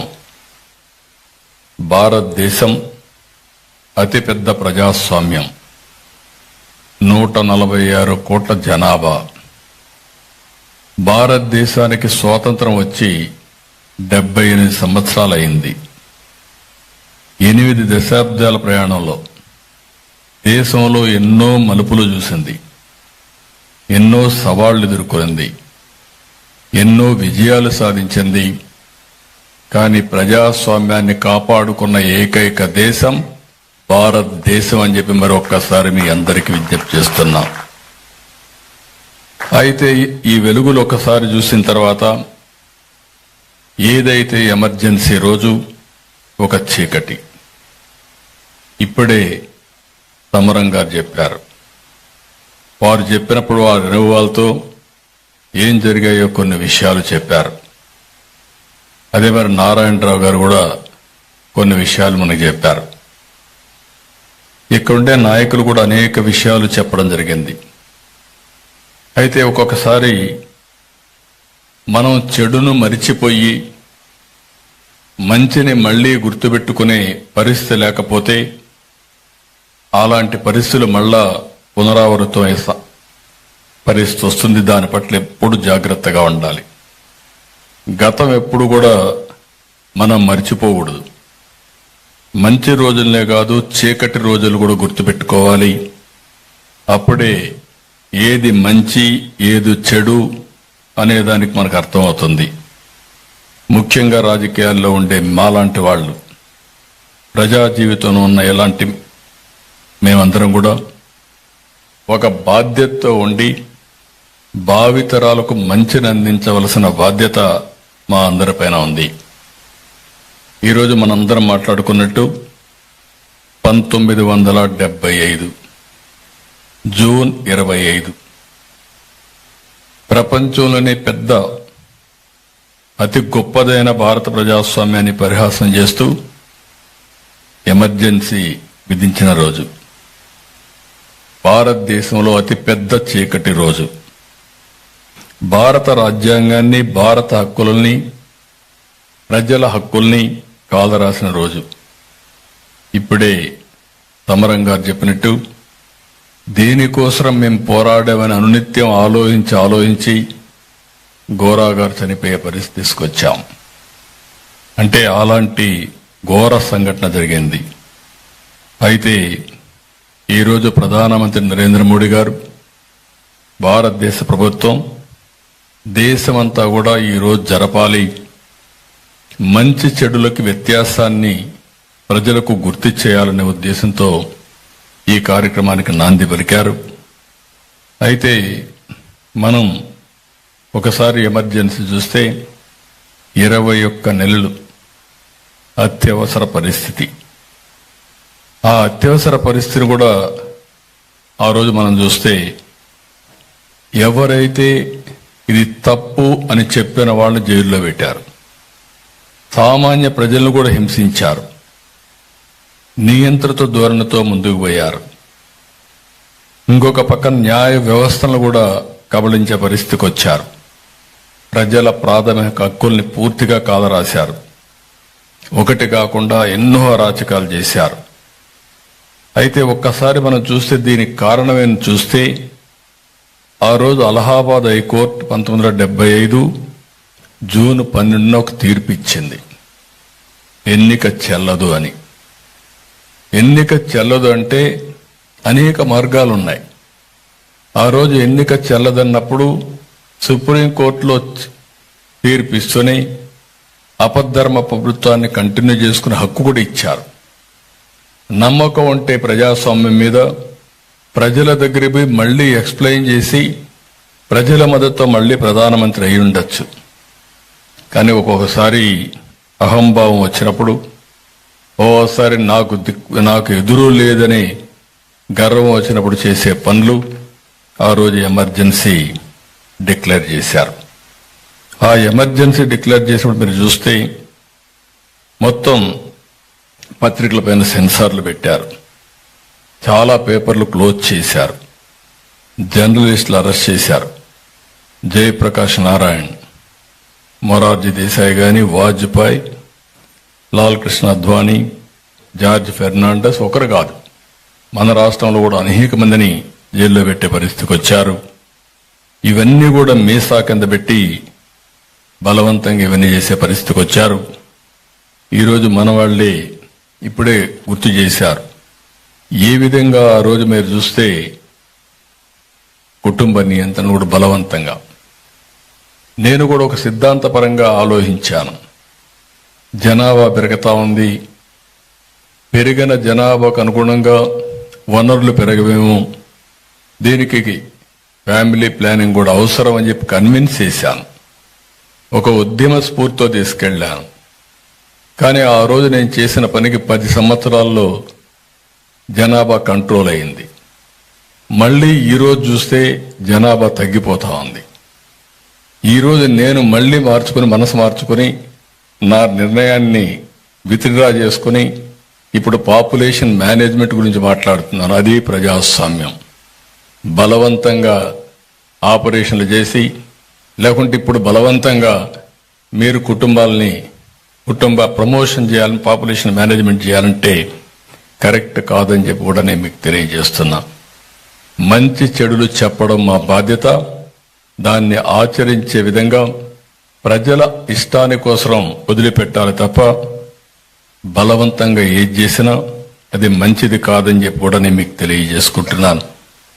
ఈరోజు ఇక్కడే మనందరం గుర్తుపెట్టుకోవాలి, రాజ్యాంగాన్ని కాపాడుకోవడం, రాజ్యాంగ స్ఫూర్తితో పనిచేయడం మనందరి బాధ్యత. ఇది కేవలం పాలకులదే కాదు, పౌరులది కూడా. స్వేచ్ఛ, సమానత్వం, న్యాయం అనే రాజ్యాంగ మూలాలను మనం ఎప్పుడూ మరిచిపోకూడదు. దీన్ని ఎప్పటికప్పుడు పరిరక్షించుకోవాల్సిన బాధ్యత మనందరిపైన ఉంది. అందుకే మళ్ళీ ఒకసారి చెప్తున్నాను, కొంతమంది నాయకులు మరిచిపోలేరు. అదే మళ్ళీ ఇందిరాగాంధీ గారిని చూస్తే కరెక్ట్గా 1984 ఆగస్టులో ఎన్టీ రామారావు గారు ముఖ్యమంత్రి అమెరికాకి వెళ్లారు గుండె ఆపరేషన్ చేసుకోవడానికి. గుండె ఆపరేషన్ చేసుకొని అమెరికాని తిరిగి వచ్చారు.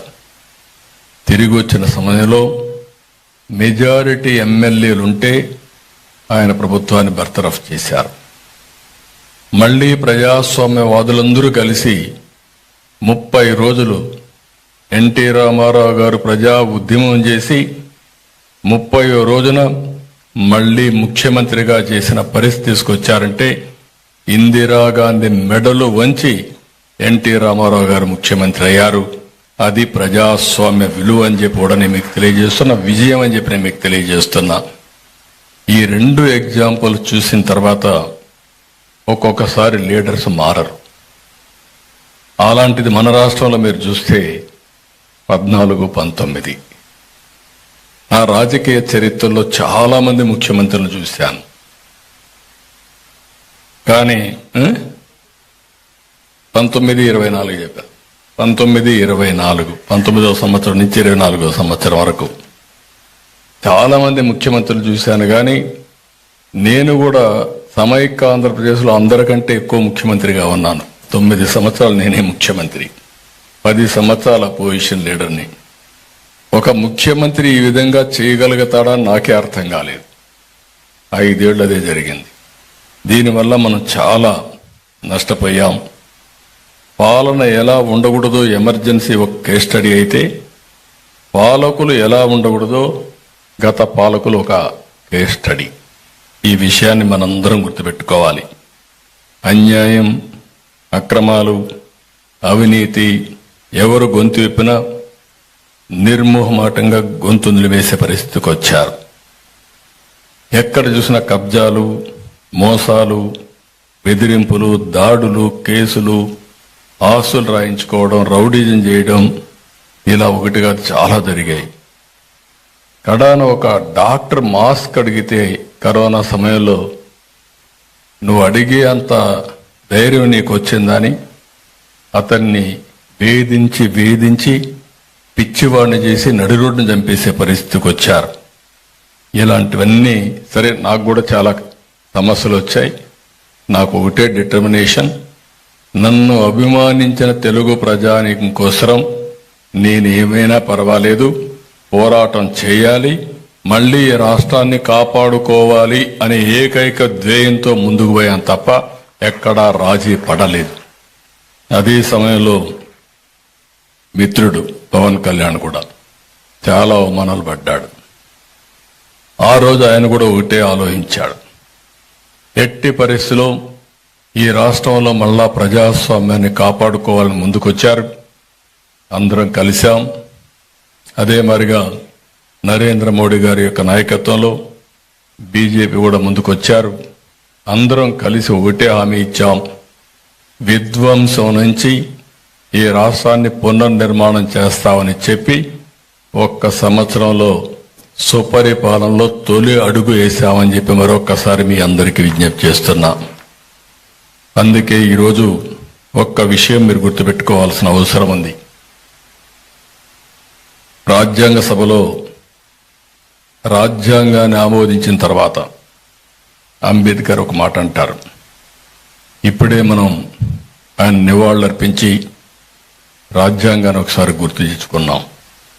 ఆయన చెప్పిన మాట చూస్తే, however good a constitution may be, it is sure to turn out bad because those who are called to work it happen to be a bad lot. Similarly, even a poorly written constitution could be effective if implemented by good leaders.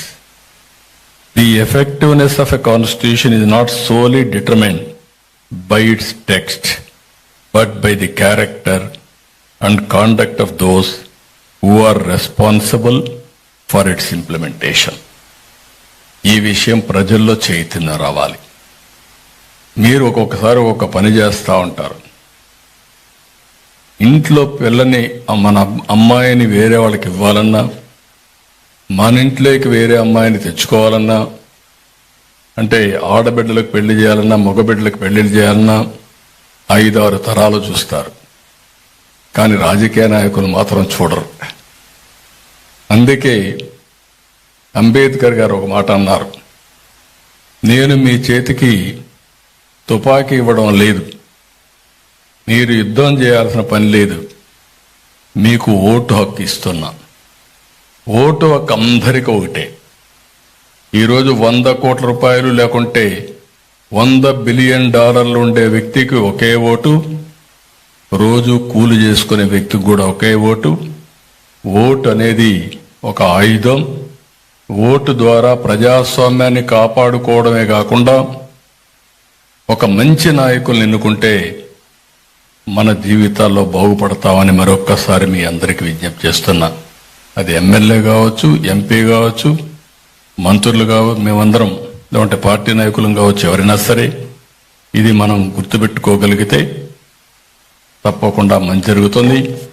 అందుకే ఈరోజు మీటింగ్లో మీరు ఒక్కసారి చూసినప్పుడు నాకు ఏ మాత్రం అనుమానం లేదు, భారతదేశం ఒక గొప్ప దేశం. కొంతమంది నాయకులు చెడు చేసినప్పటికీ చెడు మీద పోరాడి ఎప్పుడూ మంచే జయిస్తుంది. చెడు అనేది తాత్కాలికం, మంచి అనేది శాశ్వతం. ఎవరైతే మంచి కోసం పనిచేస్తారో వాళ్ళు శాశ్వతంగా చరిత్రలో ఉంటారు. ఎవరైతే చెడు పనులు చేస్తారో వాళ్ళు శాశ్వతంగా చరిత్రహీనులుగా మిగిలిపోతారు. అందుకే ఈ ఎమర్జెన్సీని అందరం కూడా ఒకసారి గుర్తుపెట్టుకుని, ఇప్పుడుండే జనరేషన్, యంగ్ జనరేషన్, చాలామంది ఎమర్జెన్సీ తర్వాత పుట్టారు, ఎమర్జెన్సీ అంటే మర్చిపోయారు. కానీ ఇప్పుడు పరిస్థితులు వేరే వేరే చూస్తున్నారు. మీరు కూడా చరిత్ర ఒక్కసారి చదువుకోవడం, నెమరు వేసుకోవడం, మంచికి చెడుకి ఎప్పటికప్పుడు వ్యత్యాసాన్ని చూడాల్సిందిగా మరొక్కసారి కోరుకుంటూ నేను ఒకటే విజ్ఞప్తి చేస్తున్నా, భారతదేశం ఒక గొప్ప దేశం. నరేంద్ర మోడీ గారు దేశ ప్రధానిగా ఉండడం మనందరి అదృష్టం. రైట్ టైం, రైట్ లీడర్ దేశానికి ప్రధానిగా ఉండడం మనందరికీ ఒక అదృష్టం అని చెప్పి తెలియజేసుకుంటూ, వారి నాయకత్వంలో వికసిత్ భారత్, ఇక్కడ ఎన్డీఏ నాయకత్వంలో స్వర్ణ ఆంధ్రప్రదేశ్ సాధించే దిశగా ఈరోజు ప్రయాణం చేస్తున్నాం. తప్పకుండా ఇది సాధిస్తామని చెప్పి మరొక్కసారి మీ అందరికీ తెలియజేసుకుంటూ అందరికీ నమస్కారాలు. జై హింద్, జై. రాష్ట్ర ముఖ్యమంత్రి వర్యులు గౌరవనీయులు నారా చంద్రబాబు నాయుడు గారికి ధన్యవాదాలు. ఇప్పుడు ఓట్ ఆఫ్ థ్యాంక్స్ అందించవలసిందిగా ఎన్టీఆర్ జిల్లా కలెక్టర్ డాక్టర్ జి లక్ష్మీశా గారిని కోరుతున్నాం. సభకు నమస్కారం. అఖండ భారతదేశం స్వతంత్రం వచ్చి 70 సంవత్సరం అయినప్పటికీ ఎంతో బలంగా ఈరోజు విశ్వగురువుగా మారుతున్న దానికి పునాది మన ముందు ఉన్న డాక్టర్ బాబాసాహెబ్ అంబేద్కర్ గారు రాసిన రాజ్యాంగం. అటువంటి రాజ్యాంగం విలువలని, అటువంటి రాజ్యాంగ స్ట్రెంగ్త్ని అండర్మైన్ చేస్తూ దాన్ని బలిచ్చిన రోజు ప్రజాస్వామ్యానికి చీకటి రోజు జూన్ 25వ తారీఖు 1975. ఈ చీకటి రోజు గురించి ఇప్పుడున్న తరాలకి గుర్తు చేయడానికి, జాగ్రత్త పరచడానికి మన దగ్గర ఈరోజు సందేశం ఇచ్చిన గౌరవ ముఖ్యమంత్రి వర్యులు నారా చంద్రబాబు నాయుడు గారికి హృదయపూర్వక ధన్యవాదాలు తెలియజేసుకుంటూ ఉన్నాను.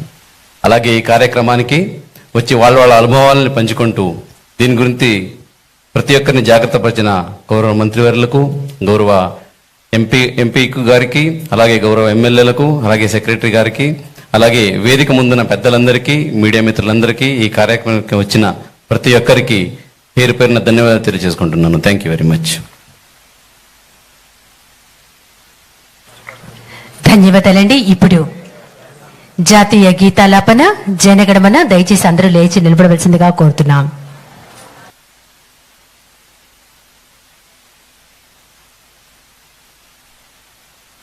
जनगण मन अधिनायक जय हे भारत भाग्य विधाता। पंजाब सिंध गुजरात मराठा द्राविड उत्कल बंगा। विंध्य हिमाचल यमुना गंगा उच्चल जलधि तरंगा। तव शुभ नामे जागे, तव शुभ आशीष मांगे। गाहे तव जय गाथा, जन गण मंगलदायक जय हे भारत भाग्य विधाता। जय हे जय हे जय हे, जय जय जय जय हे।